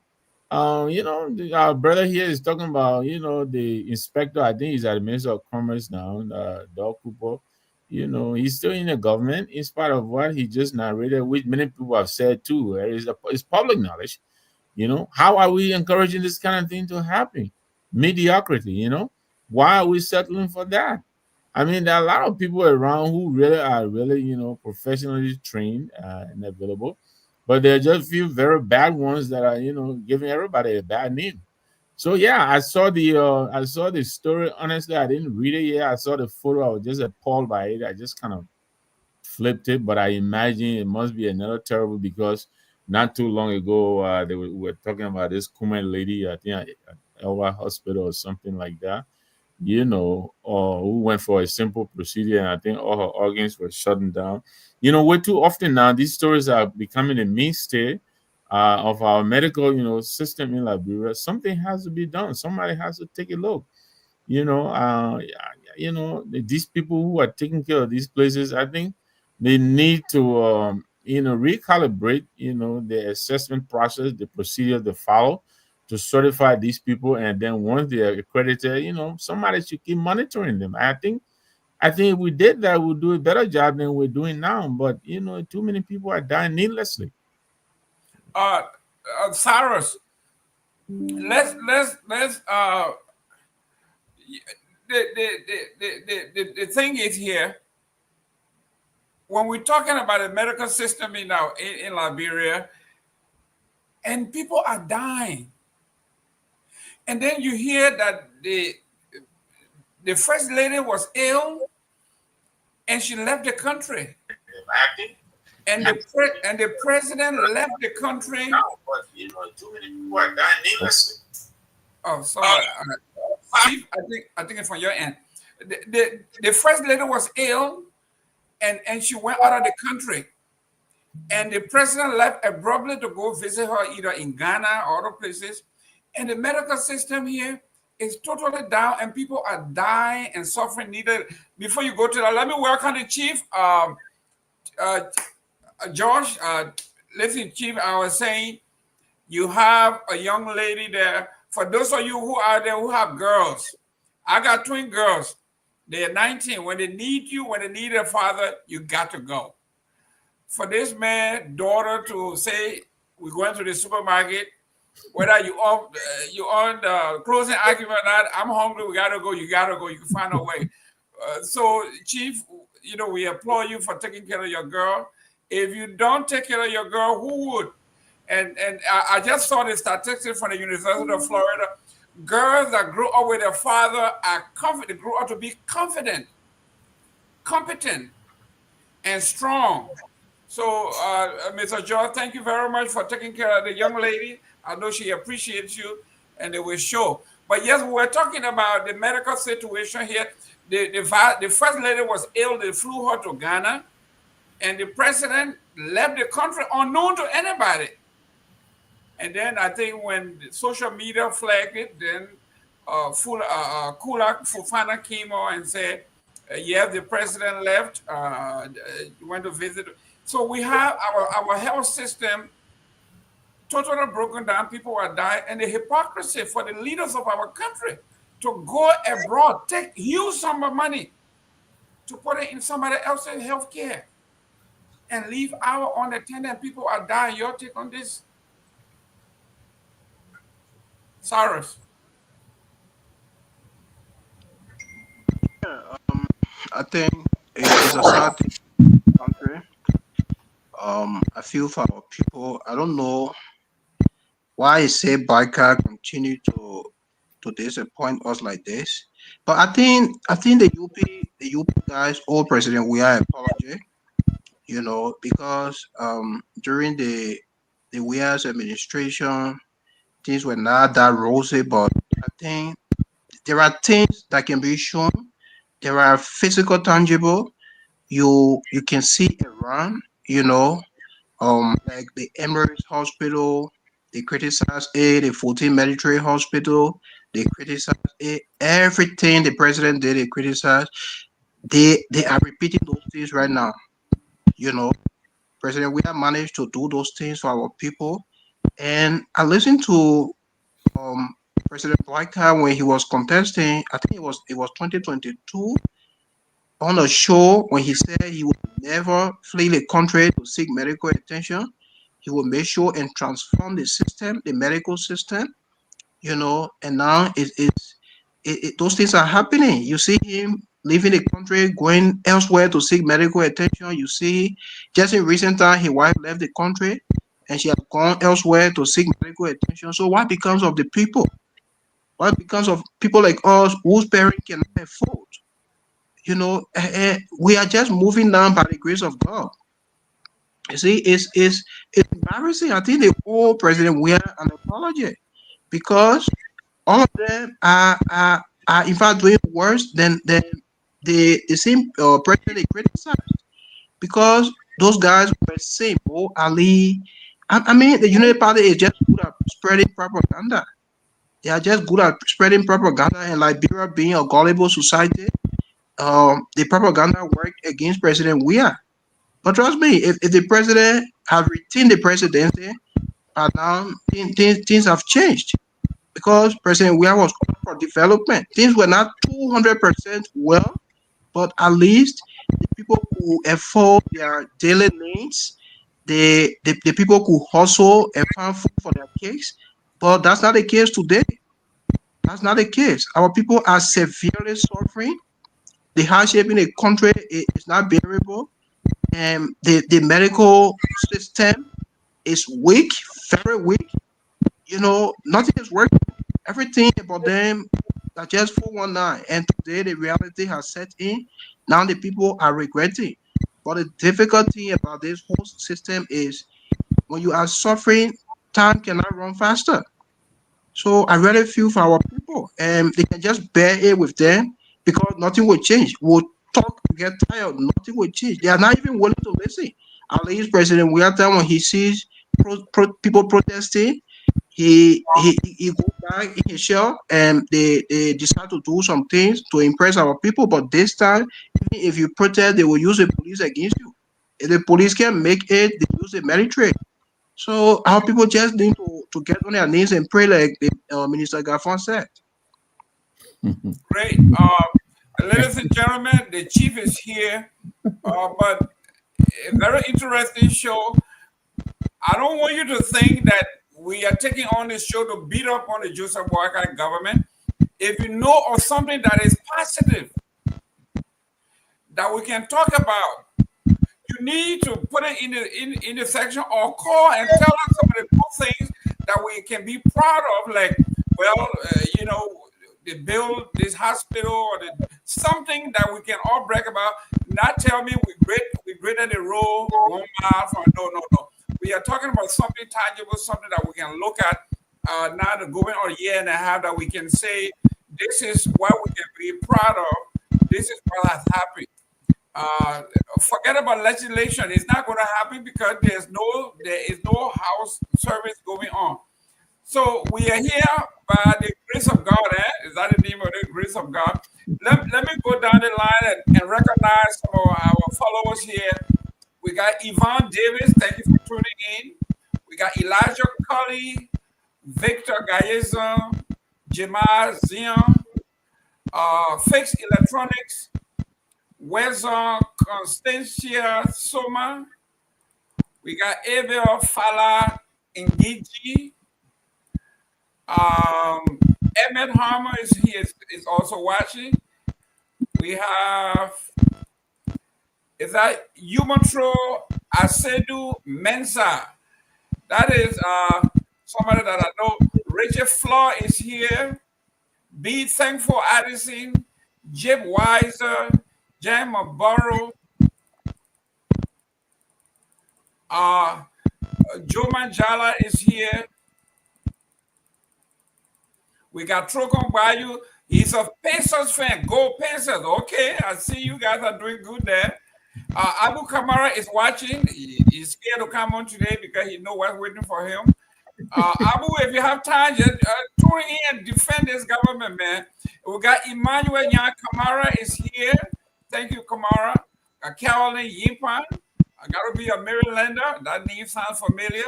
We got McDonald Gadier. Thank you very much for tuning in.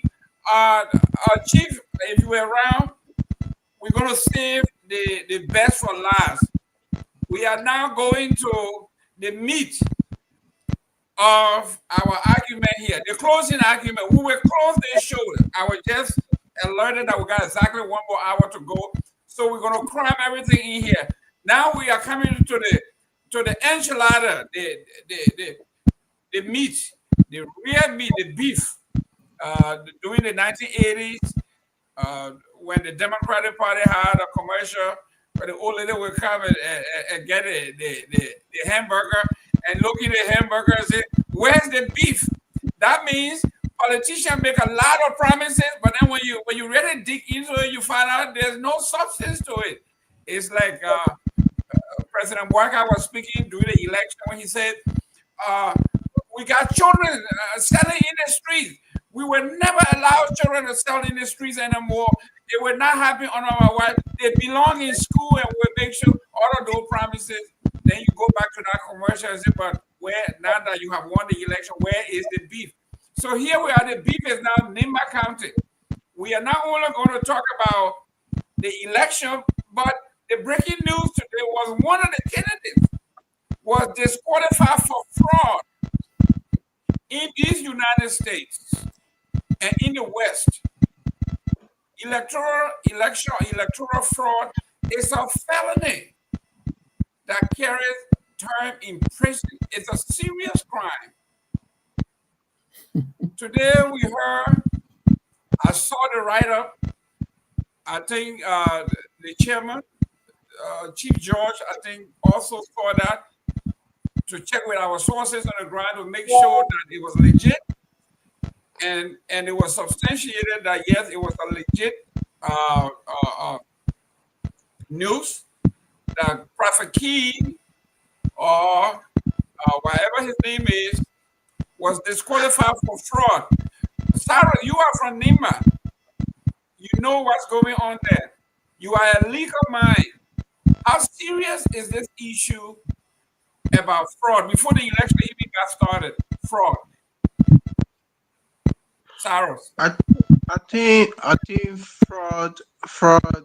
I think fraudulent document forgery. I think is second degree felony. Under our jurisdiction, you know, it's a very serious crime. It's a felonious crime. You know, Prophet Key. I would not want Prophet Key to walk away just like that. His disqualification should not only be the punishment. I think Prophet Key should face justice. You know, so as to set deterrence to avoid reoccurrence. He should not only be disqualified by NEC, which is right to do so, and I applaud the NEC for taking such a great step. I think they should turn him over to the Ministry of Justice for, you know, investigation, and once it is established, then he can be sentenced, because it's a huge crime. But I saw him today going live talking a regular thing, you know, boasting, bragging about his popularity, calling himself Godfather of Nimba, you know. But I think Prophet Key should face justice. Prophet Key should not be seen as somebody who is above the law. I don't know who is he, by the way. I don't know. Is it that people are afraid so their mothers can be abused and all of that? I think that gentleman should face justice.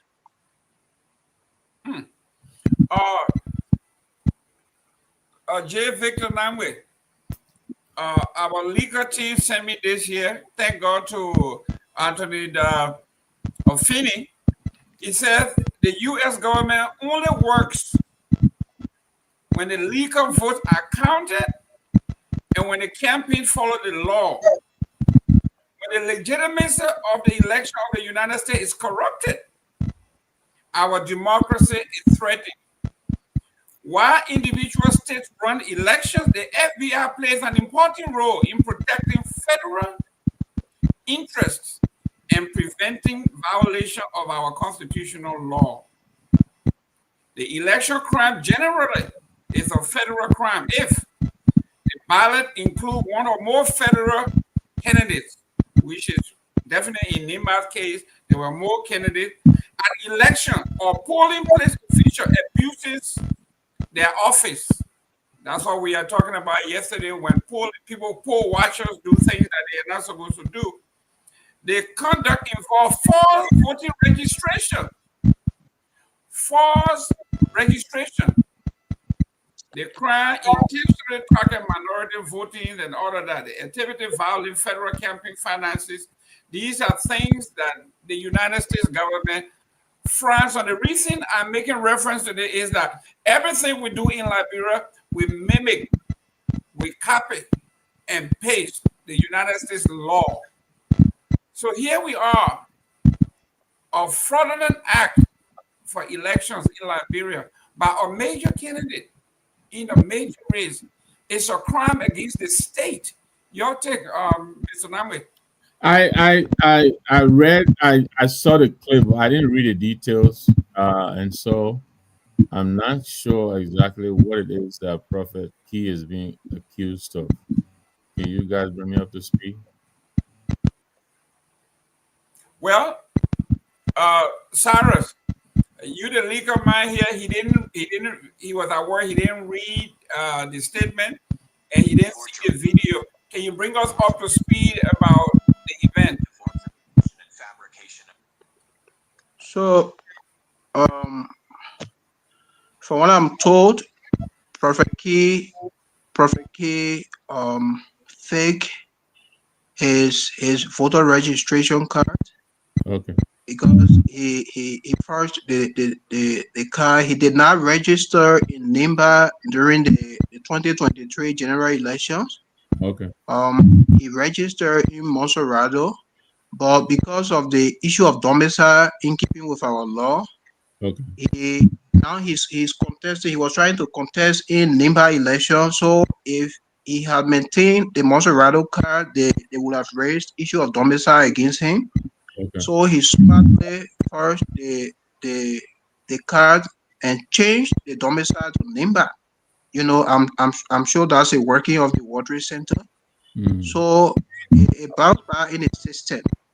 It bounced back in the system, and by doing that, they disqualify his candidacy. But I think that is not enough. That's why we are pushing for him to be prosecuted in keeping with law. Thank you very much. You know, I read.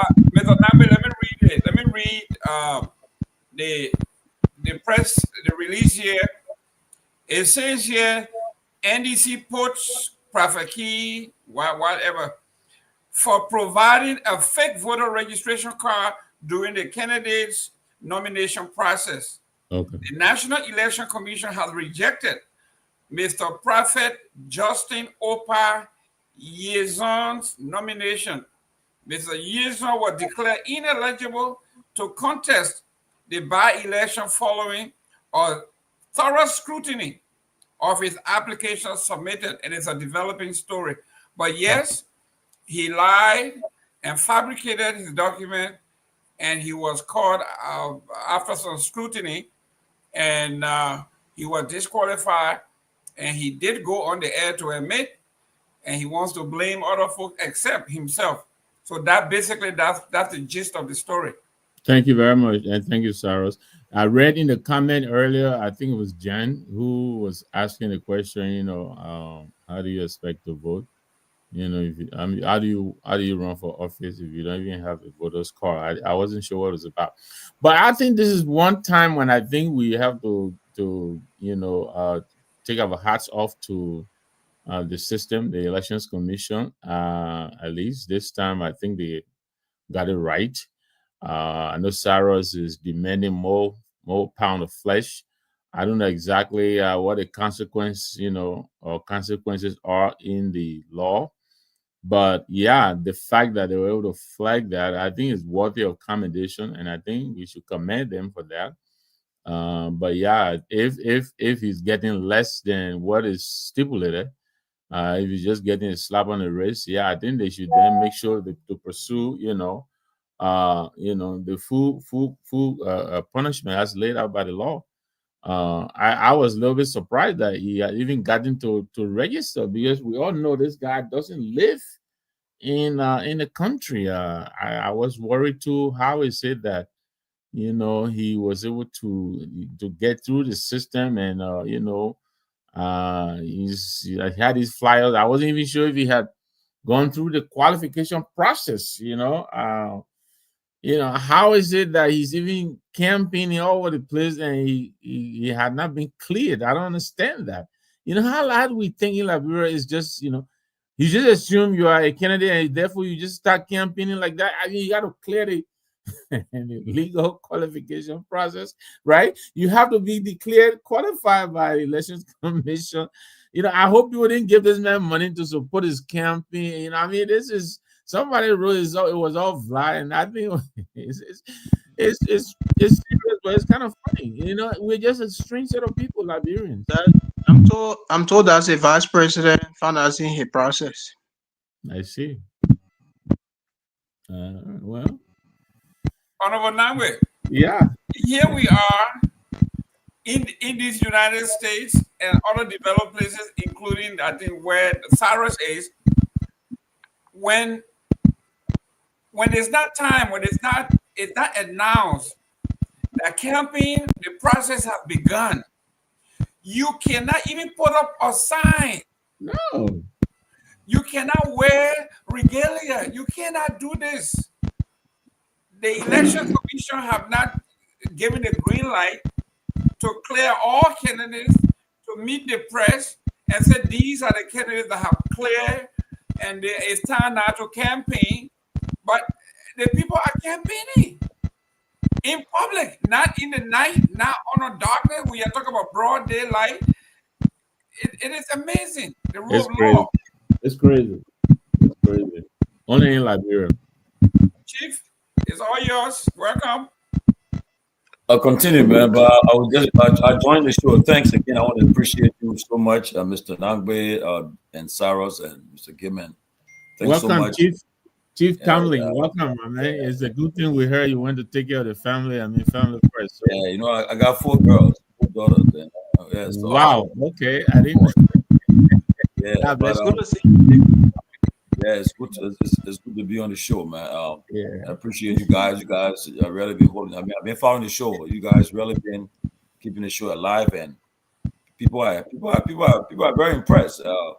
People are impressed with the quality of guys that's on the show. They're really impressed. I'm getting positive feedback, and I'm so excited. I'm excited. Hey, when you get Saros and Jerome on the show, I just live by and following. Yeah, and one thing that we have to do this weekend, we're going to do everything in our power. There's the soccer issue. People have it's overwhelming now. People have gotten. But have you set a date yet? Have you set a date and time? We got to find a date now. We got to find a date to do it because everybody's getting interested. Everybody interested in the 1 year, and then also the issue about the progressive and the April 14, baby. April 14, baby. People are concerned. People are saying that we should be fair. It should be a fair debate. In recommended Professor, one professor, what his name? Boros? Yeah, Professor Boros. Okay. He played a role. I said, no problem. We'd love to have them and let people understand where we came from to this point today. People blame the progressive for the problem in Liberia today. They said it took 1980, things have gone. And honestly, so now I hear people say the better we should have left 1980 should not have come. Things were better off than what we see today. And since 1980 to this point, we call ourselves the so-called natives. We launched the country into war, and today again the country is like the president said. I will talk about it before the show ends. The president said he would go to work with wheelbarrow if it costs him to go to work, but now the president is driving a $400,000 car, and it raising an eyebrow. Everybody concerned about that, And Martin Colley, I love the statement he issued today. I'll read his statement. It's a strong statement. And honestly, if anybody who see what's happening in the country, you will shed tears for the country because we promised. Honestly, I ask Kev Hassan to tell you. I said, Kev, I think maybe Joe Boga will do something that he will live up to his promises. Kev say, I gave you a bridge to somewhere to Mars if you believe that will happen. And honestly, I'm really, really not impressed with what's happening. And the $400,000 car just for an 80-year-old president, I don't think it's fair to the country. But again, Mr. Gamer, continue with the show. We are part of the show. Let's continue, and we'll give our contribution at the end. And you saw my note in the chat. Let me see. Let me confirm, Mr. Abel Falah Ngiji, the fellow whose wife is in jail. We'll have him on Monday. And I know Jetty will take on Jetty. We'll take on him. I heard that Jetty is all the major networks in Liberia, all the top people are all in his pockets, but we'll take on him. And if it calls us to go to complain him to the International Labor Code, we'll do all kind of stuff. We'll do it because he won't take advantage of that lady in her own country because he have the big shots in his pockets. It's unfair to her, and she's in jail. Her husband took a picture while she's in bar tonight. She's sleeping at the post target at the Insult Beach tonight. She's been there for 2 weeks, all because she worked as a union president trying to advocate for her fellow compatriots. And Jetty feels that he have the country in his pocket, so he can do anything to people. But we'll take on Jetty. We're exposing. If they cause her to take Jetty to Equa, wherever we'll take him, we'll take Jetty there. He will. If they were even put him on sanction, we'll do it for what he's doing to the people in their own country. That's been wicked and evil. But we'll go after him. But we'll have Mr. Hosman on the show on Monday in the first segment. And also, if all goes well, I've got confirmation that the Minister of Youth and Sports will be our guest sometime next week too, and the Councillor of Gongloe. So we will have him as our guest sometimes next week, once arrangements are made. But we are in discussion now to talk about a lot of stuff. So, but Mr. Gimmon, I appreciate it, man. Let's continue. Let's roll. The chairman, the chief just mentioned the wheelbarrow thing. Let me play something for you real quick. Hopefully.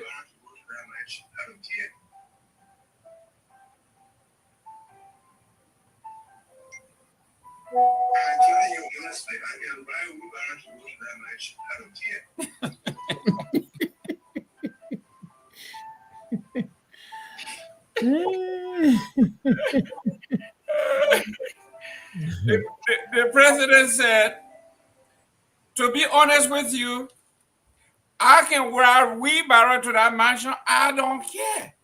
Because George, we are there riding all these BB cars and bluffing. I can ride my wheelbarrow to the car. Play it. There you go. This is the new wheelbarrow in town. Lexus. Bulletproof.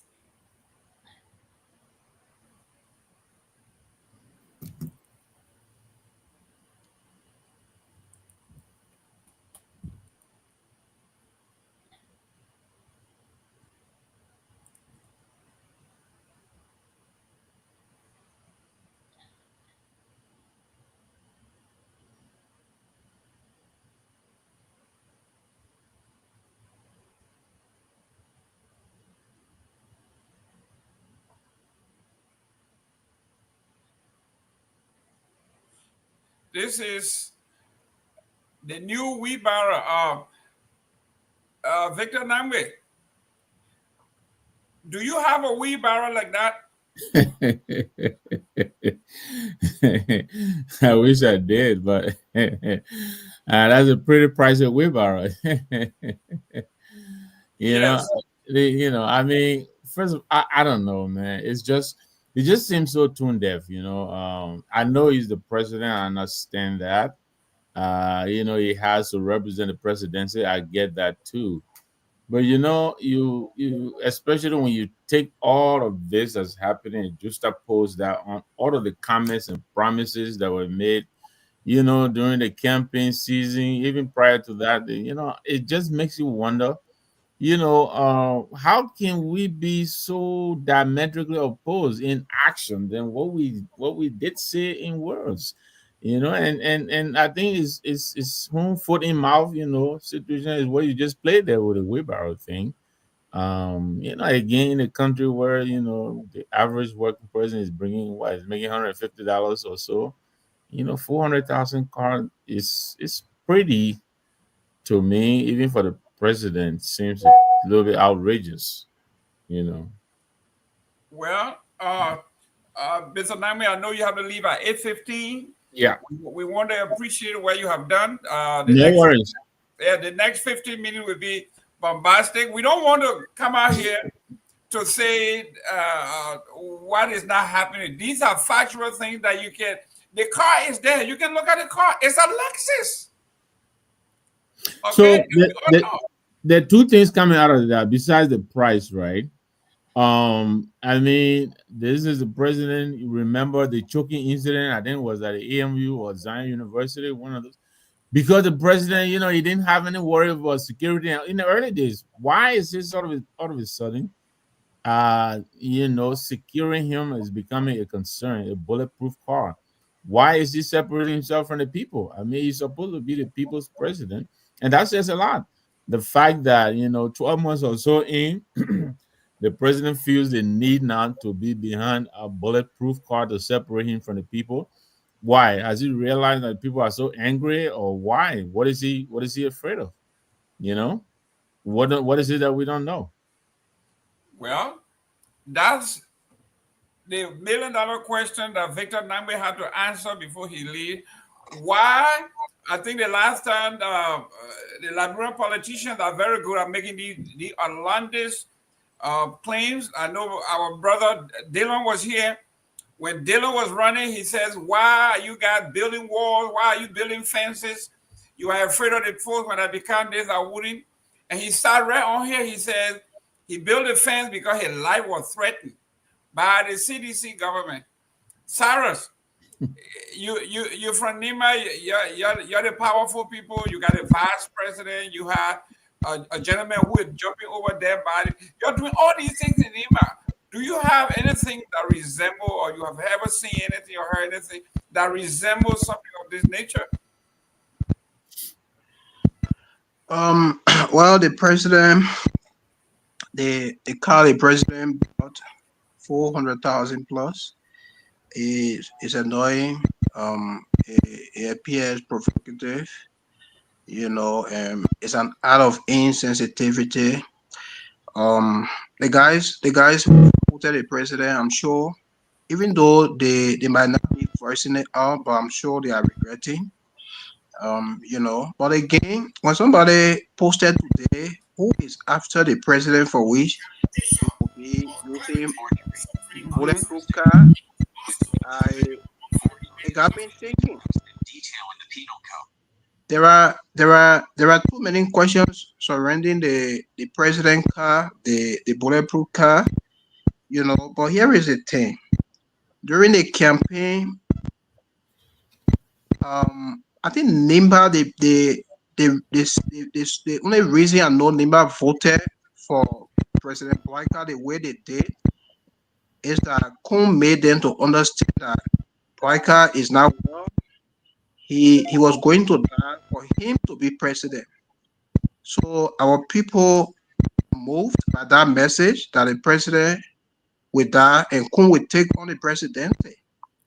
So now that the president has not died and he doesn't seem to be somebody who is willing to die, apparently the president, perhaps he has heard some security intel from people that, somebody is trying to harm him. That's why led him to purchasing such car. My assertion might not be correct, but I have this feeling because this president was not using such car. All of a sudden, he purchased it. It seems he has no time for criticism. You know, because in Nimba at the time when you go to communities to campaign for president, we at the time you will hear people say, "We want me our son president." And you're talking about people who know sons from different regions. We want me our own son president. You're talking about. I said, but this guy is contesting for vice presidency. You know, because the campaign that he will be in charge, he will be running things. The president will not be around. He will be the president. You know, so now that this old man, maybe the time frame they expected that he would die, he has not died. Probably, they are not happy, and President Biden is surrounded by a lot of security forces. There are guys, maybe they've heard something that will happen, or that people are planning to do. Probably that's what led him to purchasing the car. But that amount, looking at the economic situation, we are facing economic meltdown in the country. Our people are going to bear with hunger. For a man, 85-year-old president, who I'm not sure has girlfriend outside, he doesn't have concubines, to be the one purchasing such car. When I saw that thing, I felt so bad. I felt so discouraged. But again, the UP people, all of the things they criticize are things that they enjoy today. You know. Great. Mr. Nambe, before you leave, the gentleman has a point, because Prince Johnson once said to the Nema people, Joseph Boakai is invalid. He's a man who is basically on his dying bed. Our son is going to be running the show. We are going to be running the show. So based on that, we need to vote for him, because he's the president in waiting. That old man is not going to last. So most people, like Sarah is saying, bought into that Nima going to produce the next president, because Joseph Boakai is going to perish maybe the first month in office. Now they are finding out that Joseph Boakai might outlive all of them. Yeah, take on this. Mr. Namwe. You know, I mean, this is not a wish the president ill or anything, but there are a lot of us who felt that, you know, the age will limit him for, you know, from running for a second term. We saw it here in the States. Joe Biden was not running was not on Joe Biden's mind. But, you know, it became evident that he was, you know, he couldn't withstand the rigors anymore, getting out there and campaigning out of that. This president, during this gun campaign season, we saw the rescue mother or whatever they call them, and they were saying, you know, the president got to do nothing. You know, we will do everything. You know, the Kennedy, the political leader, ain't got to do anything. You know, we'll do everything for him, whatever is needed, and all of that. So that was just then. What about, you know, another 4 or 5 years from now? I don't know. So I think those were assuming that you know, the president would not be running for his second term. I think they were within reason to do so.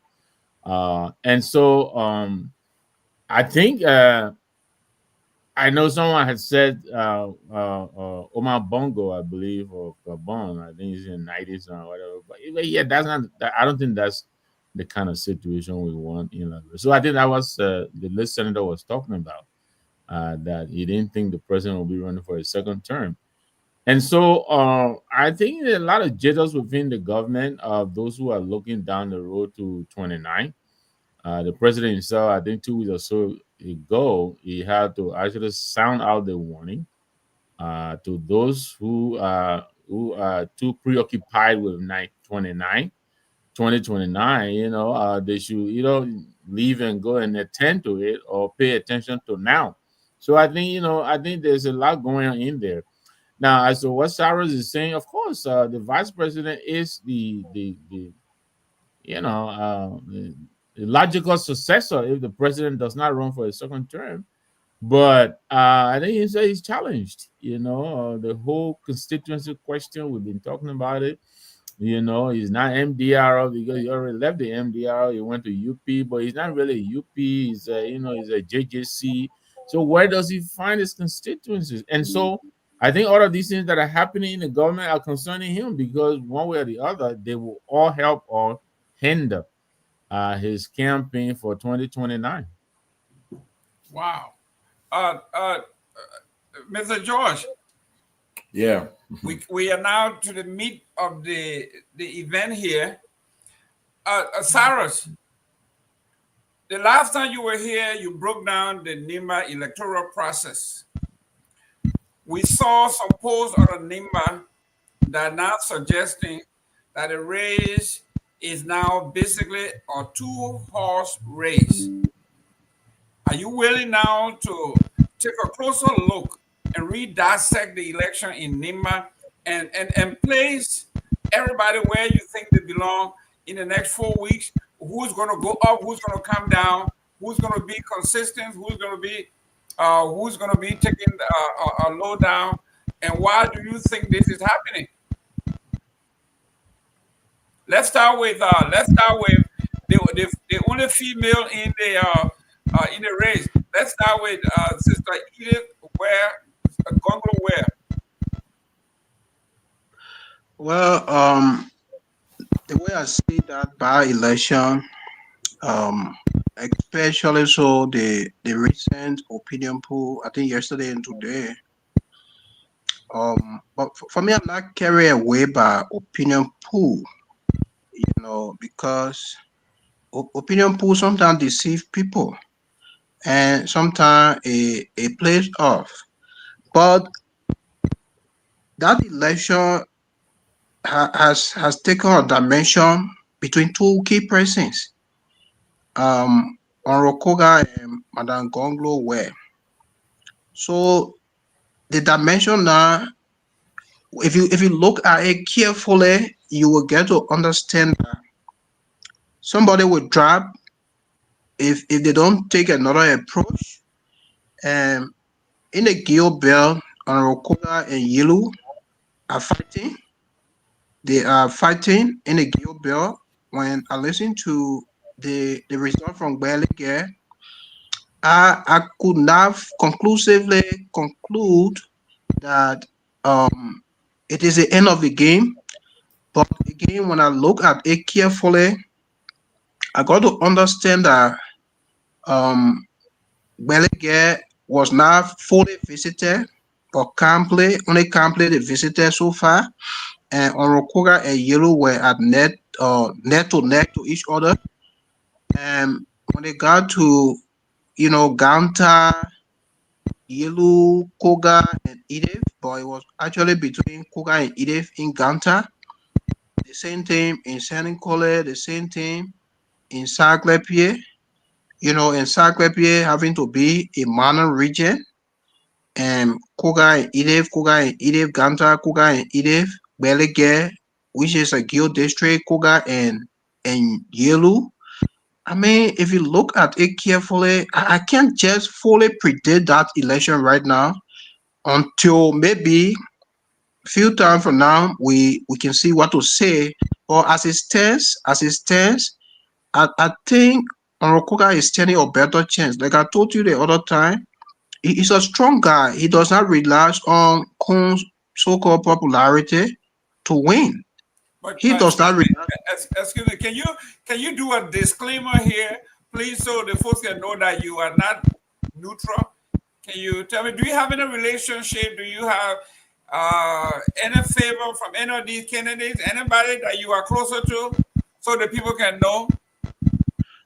Yeah, I do. I'm closer to the three of them. The three of them, Koga, Yelu, and Madam Gongloe Ware. I'm closer to the three of them, And for full disclosure, Orokoga has been the one paying my tuition, helping me at times. Thank you. I grew up also with Councillor Yelu. He is like a father to me. And the Gongloe too, there are people I love and they've been helping and all of that. So that's why when I appeared the first day, I said I'm suffering from conflict of interest. But my analysis is based on what I witnessed today. Orokoga is getting vote across NIMBA based on what the opinion poll suggested, because the region they were today, the guys were today doing the opinion poll, Amana region, Sarklepie, And if you listen to what Julius just did, what were the numbers in encyclopedia? Well, I didn't fully capture the exact number, but it was like Edith Koga, Edith Koga, Edith Koga. And what got me thinking, in the Guild Bell, Edith did not get vote. She did not get vote in the Guild Bell, which I know is normal. She does not rely on a Guild vote to make it to winning or coming second. She does not rely on it. But in the Guild Bell, it was Yellow Koga, Yellow's Koga. And in Ganta again, it was Koga, Edith, Yellow. In Cyclopedia, Koga, Edith, and sometimes Mike Bloom. That's what I witnessed today. So I cannot fully relax on what I witnessed to conclude that Koga is winning, because Cyclopedia is a city region and it's a trafficking point. Apparently, motorcyclists from the Guild region have gone there to run traffic, and they were part of the process. So I cannot conclusively say it is a win for Koga until, let's see, from 2 weeks from now or a week from now. Let's see the dimension it would take. But as it stands, the race is between Koga and Edith.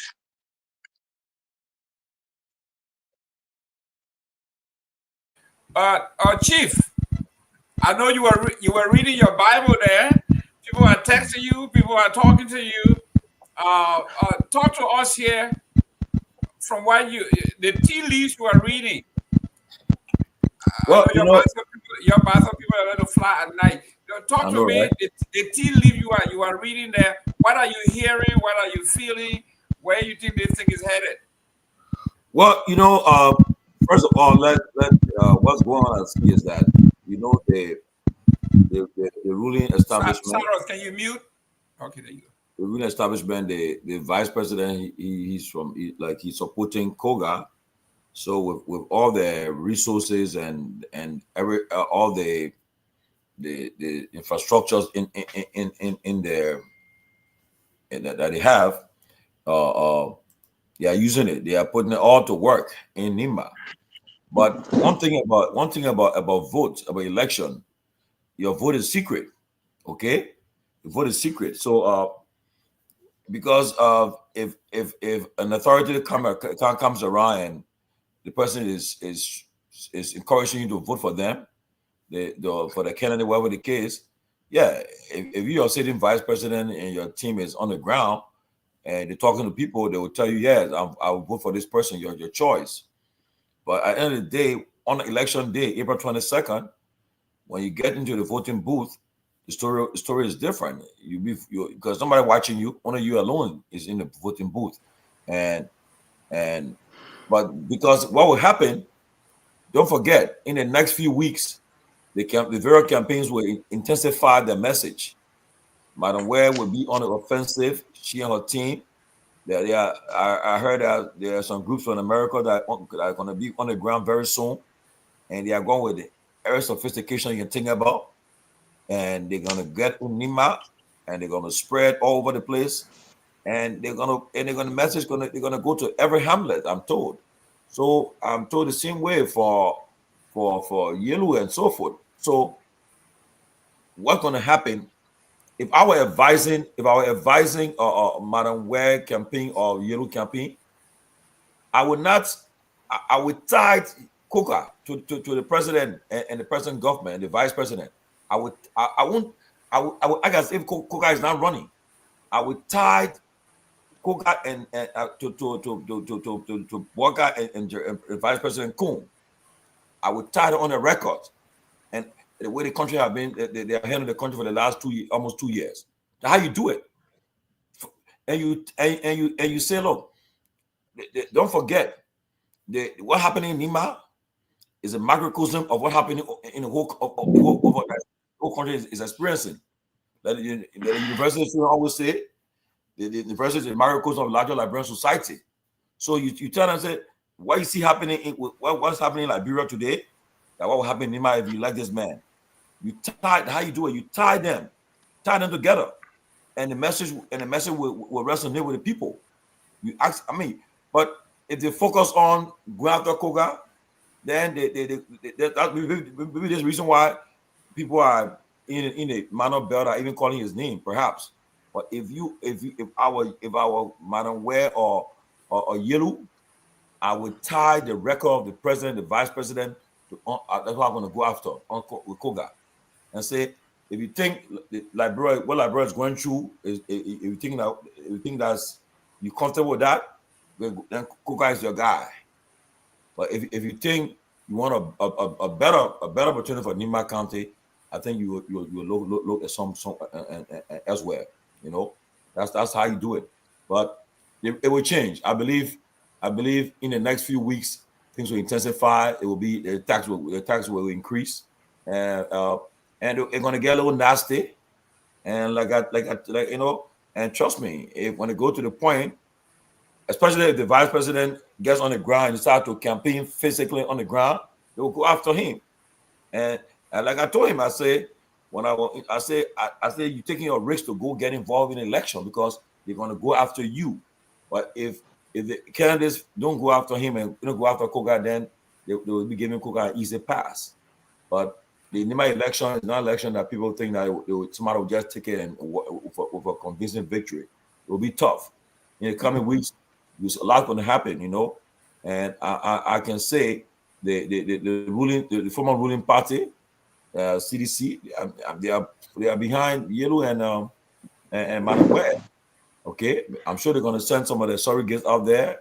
I don't foresee the former president getting involved on the ground, but they will send some surrogates there, perhaps to up her message or to intensify her message.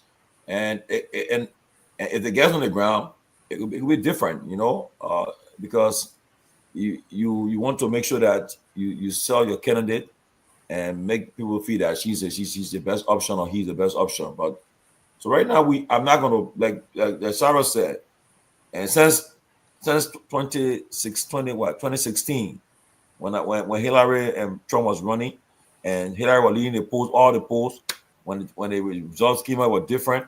I start believing in polls in like American polls. Yeah, I stop it. Oh, I don't look at polls. When I say, oh, the president did, I don't give it polls, because it's a joke. Even you saw it recently again in 2024.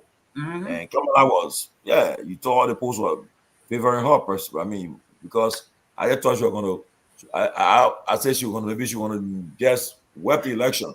But when saw what happened, all the battleground states, all the blue wall, Trump broke it again. So I don't really believe in the polls, but I foresee the election getting more tough and tense in the coming weeks in Nima. Great. Cyrus, let's talk about whose election to lose.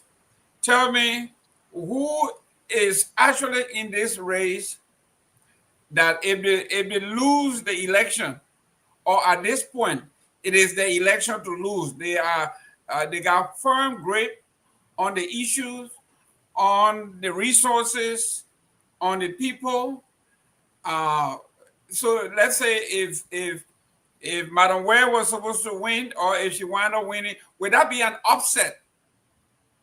Is this an election for either to lose or for Koga to lose? Well, this election is kind of confusing. You cannot predict the outcome because today it took different dimension. Tomorrow you will hear something different because everyone is on the ground pushing. And there are people who are carried away by Kong's so-called support to Koga. There are people who want to support because and for me, everything that I'm witnessing, it boils down to Koga's own popularity. Koga is popular in Nimba. Koga, Garrison, Yellow, the three candidates are popular in Nimba. They have pure followers. Do you know that Koga is in fact popular with the people? He has honest supporter than Mr. Kun. He has look. Koga is such a man that that knows how to move, and if he wants things, he goes for it. You know, he has that nature. If he wants things, he goes for it. And Madam Edith, when it comes to electoral matters, she's not a woman. She's strong. She works with the people. She lives with the people. She gives them the right messages. And I mean, as we speak, she's in the trenches, moving here and there, making the case. But what happened in the city area, it cannot make me to conclude as to somebody losing, somebody winning. Because here is the thing. When they entered Belege, they stopped in Campley. They stopped in Campley. So the surrounding towns, the message there will be different from what happened in Campley. You know, and the same thing happened in Saclay-Pied. The mountain towns surrounding Saclay-Pied will have different thinking. They will be thinking about something different. It might not be the same way the city people think. So that's how Nima election looks. As it stands, for me, my fear always is that the the the election will take, in fact, it has taken tribal trend. And this is where Madam Edith will benefit. Because Yellow, as we speak, is in Buyao, in Kogas district. And just while Chief Tomalin was saying, Yellow's campaign is squarely about the government. It is squarely about the government. His message is just about the government. And some of the things he continues to say to highlight about Koga's failure, what has he done? He continues to ask the people what this man has done, you know, and it's embarrassing. Somebody myself spoke about it today. I said Yellow's presence in this race will cause a lot for Onro Koga, you know, but I mean, the only reason I'm not concluding to say Mana Edith Gongloe will win Koga is because Koga is getting huge endorsement from the Mana region. Imagine this guy, the former lawmaker Roger Doma, the former lawmaker, the guy that Benedict succeeded, endorsed Koga. You know, so it's something against Mana Gongloe West vote, because Roger has huge supporters from district number 7, and he endorsed on Koga, you know, and we are looking forward to seeing Mana Edith getting similar endorsement from the Guar Belt. But whatever the case is, like I earlier said, it's a critical election. It's a very critical election. Nobody can beat their chest and say I will win it, because even if you say that, you'll just be saying it out of bravery, but the reality is not there. There is no data to prove it. It's very tough. The race is tight. They are fighting, you know, and I've been asking myself, what if Orokoga gets a very huge number from the Guar Belt, which I know Yellow will undermine some, and then the Mana vote, the 80% to 90% of the Mana vote goes behind Mana Gongloe. It will make her to win. If that happens, she will win. Wow. You know, because Mike Blower, the same number Koga names to win, Mike Blower has a share on the same number. Yellow has share on the same number. Koga himself has a share there. You know, but that does not apply to Edith. She's almost single in her region, because Tingba not somebody to count on. Tingba is not even serious. Even if I'm not sure he's campaigning, but even if he does, the modern people are not going to vote for Tingba. You know, you cannot see a woman like Edith running to spur vote on Tingba. And now the message she's using is that Tingba was planted in the process against her by the vice president, because this guy is not sleeping about 2029, you know. So the message is deep, and the modern people will act upon it. I'm afraid to say this person will win or this person will lose, because the election is very tight. Great. Ladies and gentlemen, we have just 30 minutes to go. We want to make this time possible for you to call in and give your assessment, give your opinion, make your own prediction. Listen, we understand that Edith's husband is also Guar. So listen, this woman is pretty seated. And then I have my own, my Bolivian there, a young man that I like. But listen, that's what it is. Let's listen to what the Liberian people saying. And if you are from Nimba and you are up, call in. Tell us what you think. The chief is here. He will give you fair time. Let's put a number up and let's start calling in from Liberia and the diaspora. We are ready. Let's do this. Chief Tomalin, it's all yours. Yeah, Henry got it there. Okay. So the number to call is 777-017-635, 077-017-635 is the number to call, and they're going to be live on the closing argument. There's a reminder that you're in tune to the closing argument on Truth FM 96.1, the Renaissance Radio Broadcasting live from Dupo Red and Painesville, outside the nation's capital, Monrovia. 077-017-635. To the very first call up. Your name from where you joining us? Good morning. I'm calling for Complex City. Complex City, Nima County. Go ahead. Yeah, so as we see the election, the analysis is perfect. Honorable Garrison, you guys are getting will have, some votes from Beleke as you analyze. Honorable Dr. Garguah is also from Lowly Town. We also have Prophet Key. He will also get some votes from Sango South, leaving from Campley, Lapie 1, Lapie 2 to play, going to Kenge, Kisepley, and all the way to Guar 2. So the election is very critical.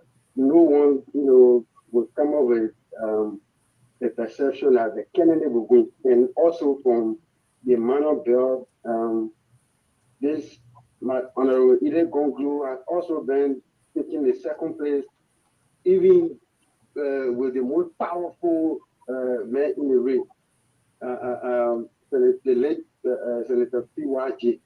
So no one should take her for granted. So to be very honest, with all of the endorsements, that are going around for Honorable Koga, I feel that if other areas are not taken into consideration, because see District 1 from Benga, they're supporting Ide Harry. Come to District 2, Sani Kole Man area, supporting Ide Harry. Come to the Yekipa Bell. And see the Mano people, they vote based on objectivity. They don't look at tradition. So, and the Gyo people, they vote based on tradition. So, looking at, some of the songs in choose Koga vote, and for me, I can't come with any view that this person will win, but will look. Okay, my brother. Thank you. Thank you so kindly. 0777017-635. 777017635. If you're following online, +231 777017635 and 85667655136. These are the two numbers for those of you following online and you want to make a contribution. If you're in Liberia, call us on 077701765, and then going to be live on the closing argument. Good morning. Morning, brother. Your name and from where you joining us?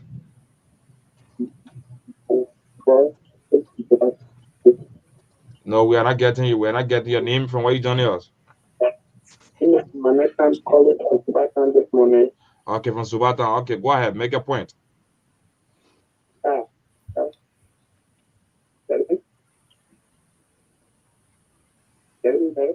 Oh, my brother. You have a call, but we are not getting you.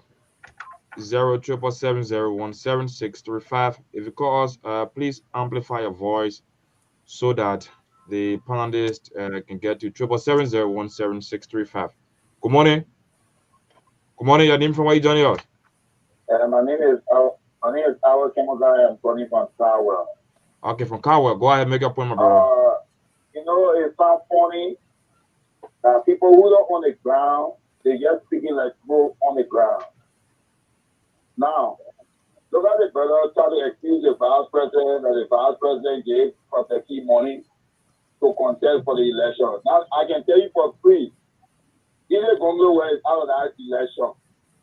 I want you to take my number. When either Gongloe will win that election, don't believe me, because the Kehleboe people will now sit there and allow 2 Myean people to take that seat, that 2 seats. It will not work. I want your man and take my number, and y'all be listening to the result. Number 2. My brother will take your number to do what with your number exactly. Oh, you have to call me and tell me say I should never call on the show again. No, there's a problem with everybody. Why you're not calling the show? Oh, because I said something that is not. No, my brother, make your point. So tell you for the truth. I don't want to in America and appreciate you people, but you need to come on the ground and listen what is going on this coming election. An opinion who was done with OKFM, and then in connection with 2FM, other people from Nima County, it was clear that Samuel Koga was in the lead. Yeah, okay. 1-on-1. They engaged people. Thank God you're saying someone there. Your man several people in our place say, don't go to the other side. Go to the other side because Tomalin joy when you hear it talking. And the city is supported president. We are. No, my brother, you too president. Don't tell the member. Yeah, so we'll have to keep it safe, my brother. We have to keep it safe. Stop going for personality. You know, there's a platform that is open to everybody. We call. Do not go for an individual, my brother. What you can say that will help that brother be better. That's the point. Good morning, your name from where you joining us? Good morning. My name is James. Enjoy your football. You say your name? James Perry. Okay, James Perry from Dupero. Go ahead, James. Oh, you know, I was in Nima for this. I was in second PA, I was in PA, I was in reporting. You know, people discuss politics based on settlement. But what I'm saying in Nima is that the election in Nima is very tough. Okay. Because the NDR, the party is not even showing Nima because the Johnson strength was now a party. The strength of the Johnson in Nima was an individual strength, not party strength. And one thing people, no one should underestimate Kehleboe Gongloe. There are 3 things will make it strong. One, that has to do with the team-based solidarity. Okay. 2, that has to do with she the only thing that money from the man of hell. You got 3 stronger candidates that will be contesting for the Kehleboe. That has to do with Garguah Yeru and the other fellow from the CMC, including the Coca Man. So you cannot say that it is not strong in the election. And the vice president as individual, then what I got on within Nima to few intellectual center, people have personal problem with him that saying the government into power, they have not done nothing in Nima County that they can boast on. Okay, so, my brother, thank you. That's what you did. People should go to take into consideration. So even if you can go up and down one campaign and see that the people, the money will just look at that easy. So nobody will underestimate it. Okay, my brother, no one should underestimate it. That's the 777-017-635, 077-017-635. Call us and then make a point. Good morning. Good morning, my dear brother. How are you naming from where you joining us? I'm Robert from Great Township. From what township? Great Township, the Oh, where there in Nima County, Great Township. Okay, my brother, go ahead, make a point. Well, thank you so much. I'm glad to be here today. This election will be the favorite election of the game. That's the guarantee we do in the most complicated situation. The favorite decision of hope. I'm fighting for whom? And also vision in the city. Go back in. Okay. Do not overlook Kehleboe Gongloe. Okay. Do not overlook it. If we like a 5 presidents here, whether you Mandingo, you Fan, you B, you Mano, you Fanning Provider, the invalid post, that segment alone is saying that segment alone. The Mano people will fight for Kehleboe Gongloe. The entire mission, the entire people, the entire June 7, June 1, the amount of people And Foga will not win because as the guy who you lose. It's the next senator and Mazmum will damage his vote. Okay, my brother. Thank you. That will be that. 777-017-635 077-017-635. Call us and then make a point on the closing argument on Truth FM 96.1. Good morning to this caller. Your name from where you joining us? Okay, hello. Your name from where you joining us? My name is Yazoo, and I call from Ganta.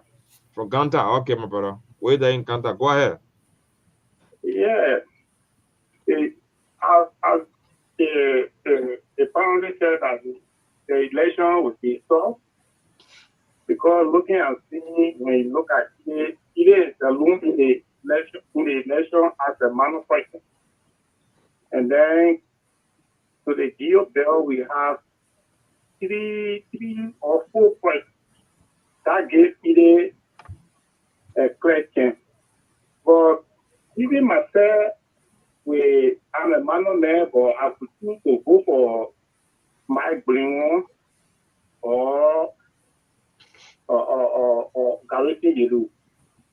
But the way in which the vice president is taking the election, we don't want another situation. So for that, I will go for Edith. Okay, Edith. Thank you, my brother. 777-017-635 077-017-635 231-777-017-635.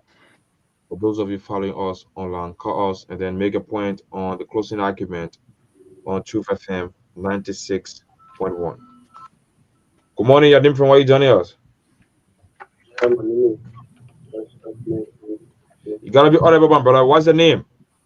My name is Alasha. From East Island. Okay, go ahead. This morning is that we keep on sitting at when I'm eating the same image in a race is the only man when it's necessary. The team when I sit in American president, she showed nothing to of the start in that at period. And then people are so cheap basically in a race and that day it's minor president. We have my family back then who is also at the parliament too. In former representative in it.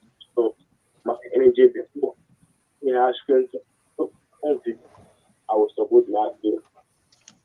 Okay, you will support Mark Blue. Thank you. Thank you, my brother.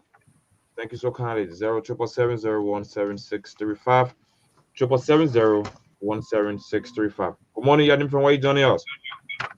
Yeah, good morning. What's your name and from where you joining us? Yeah, my name is calling from Calling from where? Cardwell. Okay, Garguah. Go ahead, my brother. Make your point. Yeah, even though I'm not in my game, but my I was doing this Samuel Cole. After all, we all know the so it's like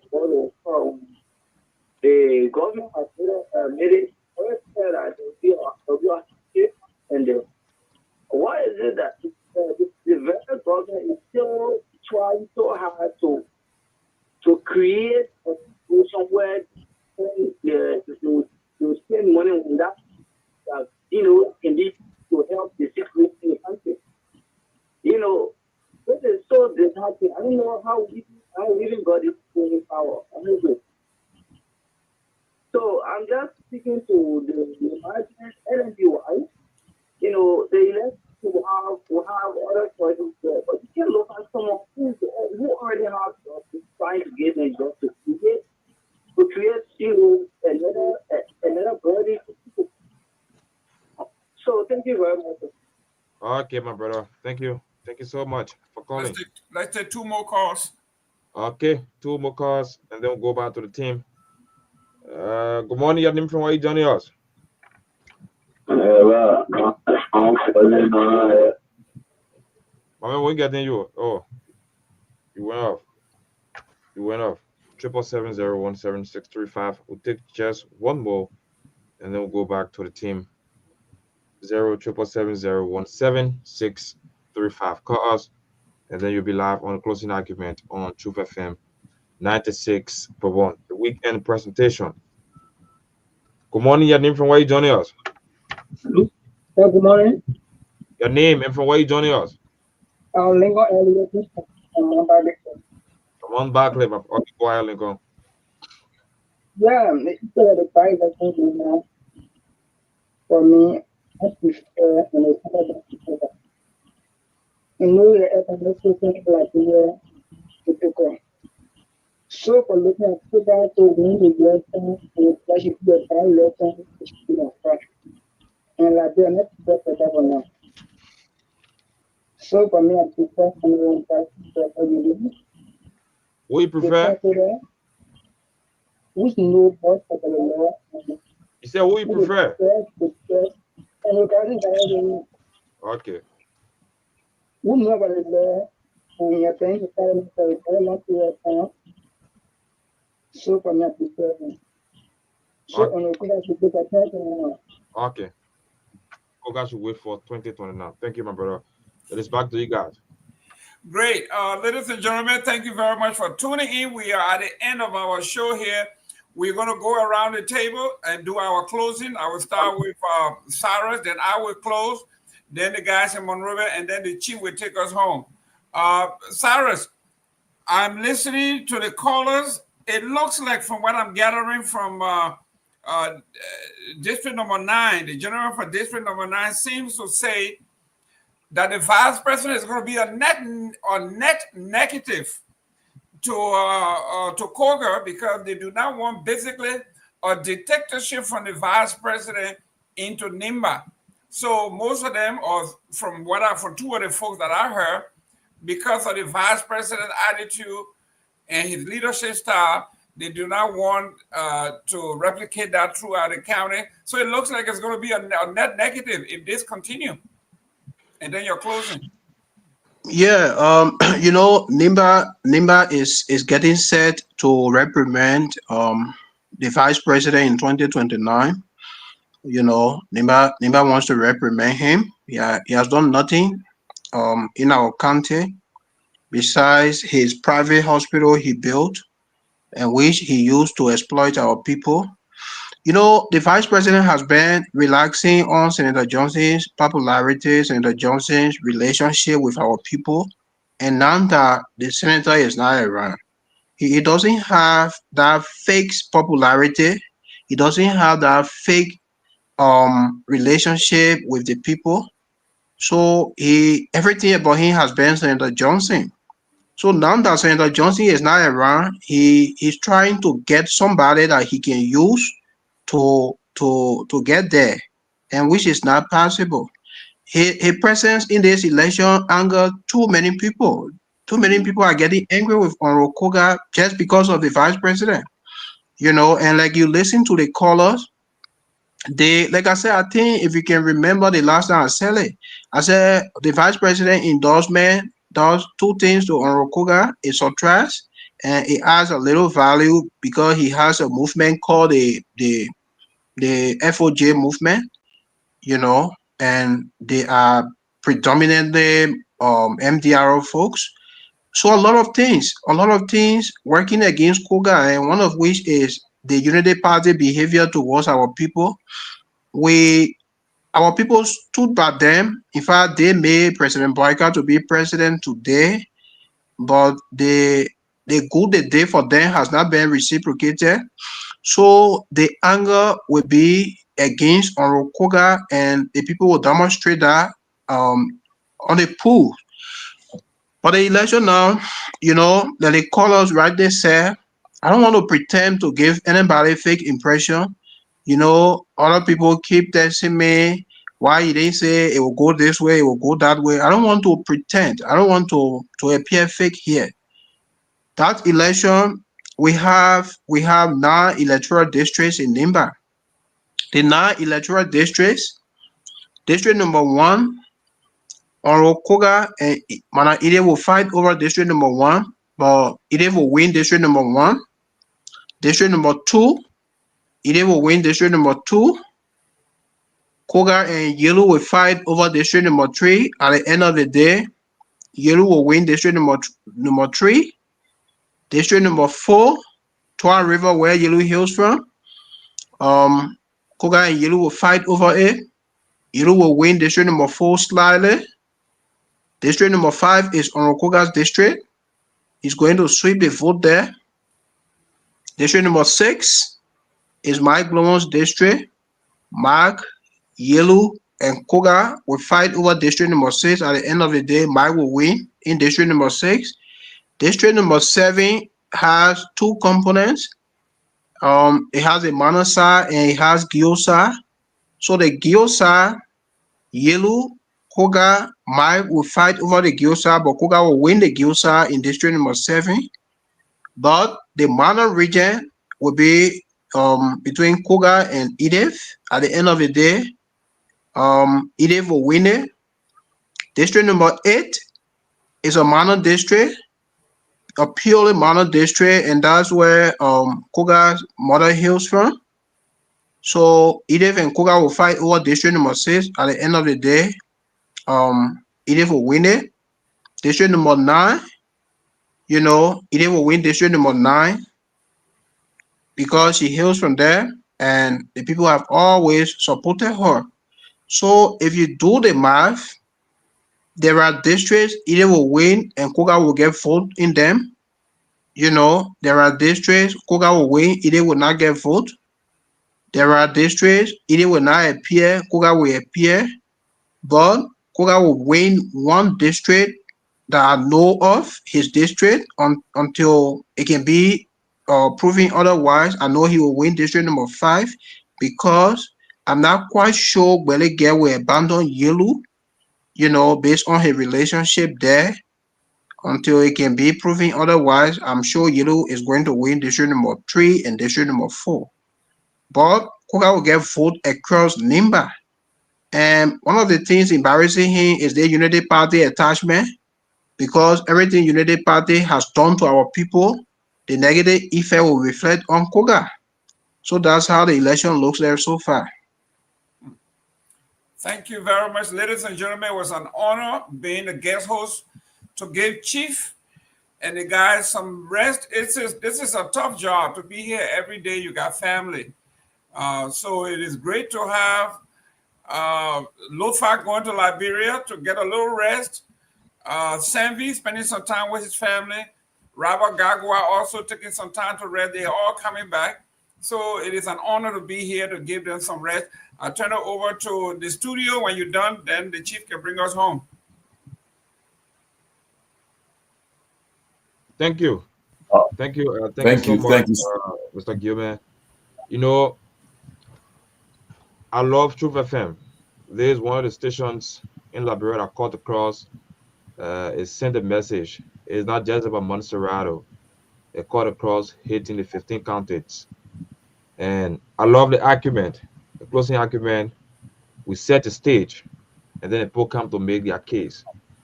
So election is about numbers. It's not about how well can say there and then be a propagandist for an individual. It is about numbers. And then people look at your working before they put you to power, before they trust you for 9 years. There's 9 years we are talking about, right? So now what happens is that if you observe the colors, if you observe what they keep mentioning is that for the fact that an individual go and interfere, he wants to use that power. It's getting the people angry. It's getting the people angry. And I always tell people on this platform, there are times in politics when we reach to a place where in the process we're just waiting. I ain't like politics reaching that stage. We're just waiting. Angry will take you out. But we are observing, and one of the callers said, you guys will be like in America. Okay, we agree. It is a bad thing to come and say to educate you. All of these people in America, they are Liberians. They having their family in Liberia. So it is not anything bad. Let's get it straight. To those of you that will call, you want to attack personalities. they, you know, we will set it for you. You can't make your case, but don't go attacking personality. As someone pledged support to someone before and then it did not flourish. No, that's not. We said we open the land. Tell us who you think will win the by-election in Nimba, and then you go in for personalities. But let's see what happens. Everybody have made their case for their candidates. Let's see what comes out. That will be in April 22nd. Let's see what comes up. We pray for the best. We pray for Liberia. That's all I can say. Yeah, from my end, we just hope for the best and then hope for a good leader for Nima Kante.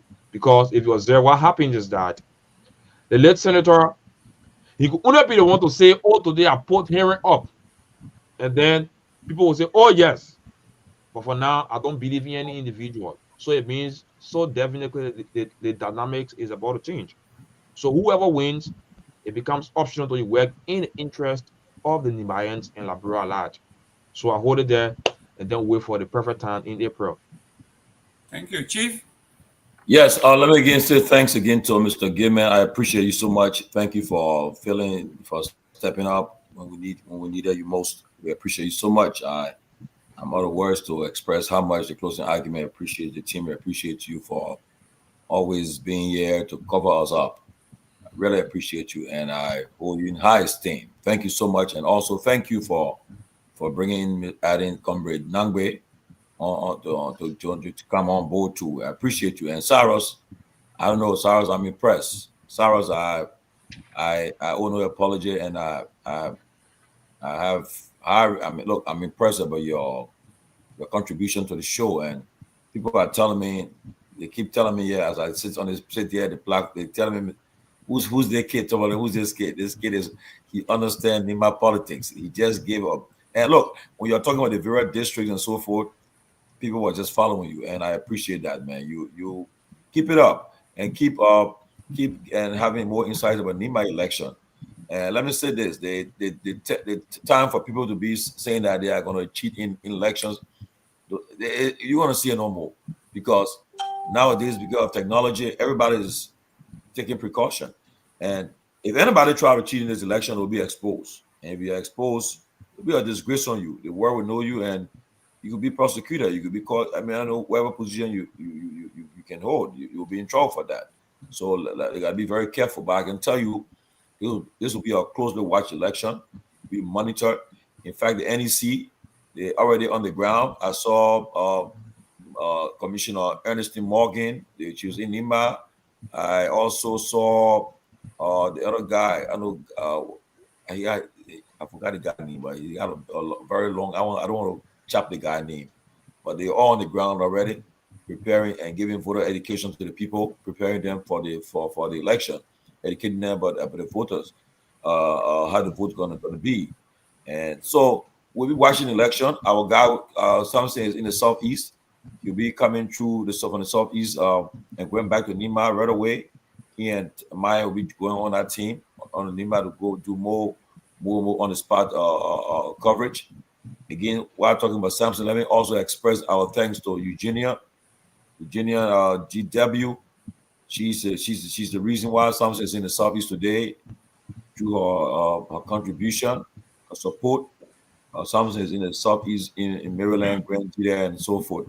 I want to appreciate her for kind gesture. She did it silently, but I was informed. She didn't want nobody to know, but I was informed. I want to appreciate her for that. Thank you, Regina, and we appreciate you so much, and we really, really appreciate you.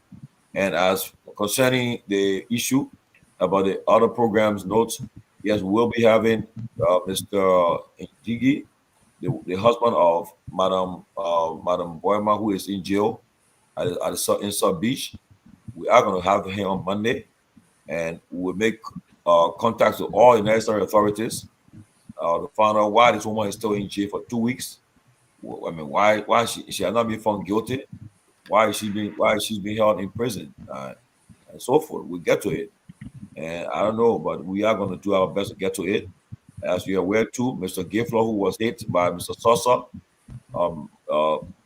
my junior brother Martin Colley have taken up that case with some lawyers. They already got a case in court, and the Ministry of Finance have already suspended this guy, and we are going to take on it too. We're going to follow it too. So let us continue to monitor the events in Liberia. As for the programming for next week, as I said again, the Minister of Youth and Sports, Councillor Bangalow, he will be one of our guests next week as soon as we get a date set with him. And we are trying to get somebody from the NEC, the NEC, to also appear next week to talk more about the Nima election. And we'll be concluding our discussion with the various candidates in the Nima election to see which one of them will be willing to appear or do debate in the county where we opposition argument can monitor, can bring it live for them. We ask somebody to bring it live for them, and we hear the candidates in their own words. And I tried to reach to Prophet Key today. I've been trying to reach him all day. I've been difficult to reach him. I'm sure he will call me before the night ends. So I'm trying to get what his take about his rejection by the NEC. Hopefully, I'm very sure he will contact me before the year, and we'll talk about it on Monday. But also preparing for this our soccer show. We're preparing for it, and also the progressive and the issue of 1980s. We'll be talking about it soon too. So during the weekend we'll be busy. But I want to wish everybody a great weekend, and I appreciate everyone, the guys in Truth FM, Henry and Sue, Myean, and Mr. Liability, Mr. Oni, Osamba, all the guys at Truth FM. I want to appreciate you guys. Lofa Julius, wherever you are, I want to wish you the best wishes. I pray that you are safe and on your way back to the States, traveling mercy. Dr. Peabody, who's be leaving. I don't want to call when he's leaving, but Peabody is. He'll be still in Liberia. Wishing safe travels too, as he prepared to leave too. But we'll be keeping everybody in our thoughts and prayers. Let's pray for Liberia. And again, I just want to end by saying the first word in a statement by Comrade Martin Colley. He said, "We condemn President Boyka for his display of ultra opulence, while millions of Liberians are jobless and tens of thousands of civil servants remain underpaid and working poor, because the president got himself a $400,000 vehicle, bulletproof car.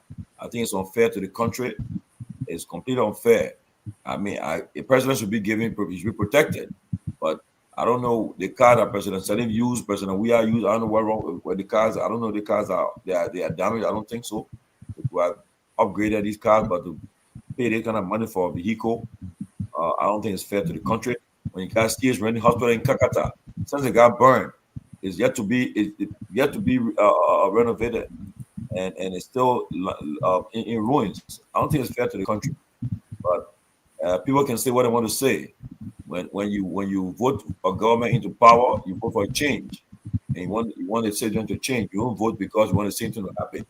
You said Manan Salif did bad. You voted President Weah did bad. You voted for President Boyka. You expect him to do better, but the situation of things is bad.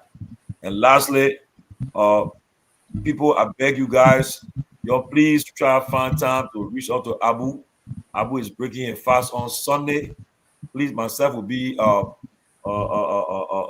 seeking my blessings so Abu can keep it in his prayer as he break his fast. Please find time to reach to Abu. Either $10, $20, whatever you got. Yep, Abu, let him break that fast. Let him buy that cow. I beg you guys, please. Abu is part of us. Forget about the politics. Abu been fasting for a month, and that's why he haven't been active. So please reach out to Abu and be a blessing to Abu. Please, I beg you, bless Abu, please. I beg you. Abu is there. You can check for him on Facebook. Abu is there. So please, Jem McBorough, please. Abu not on your own. Abu been fasting. Abu been fasting for. You been praying for Liberia, pray for all of us. So let's not forget about Abu.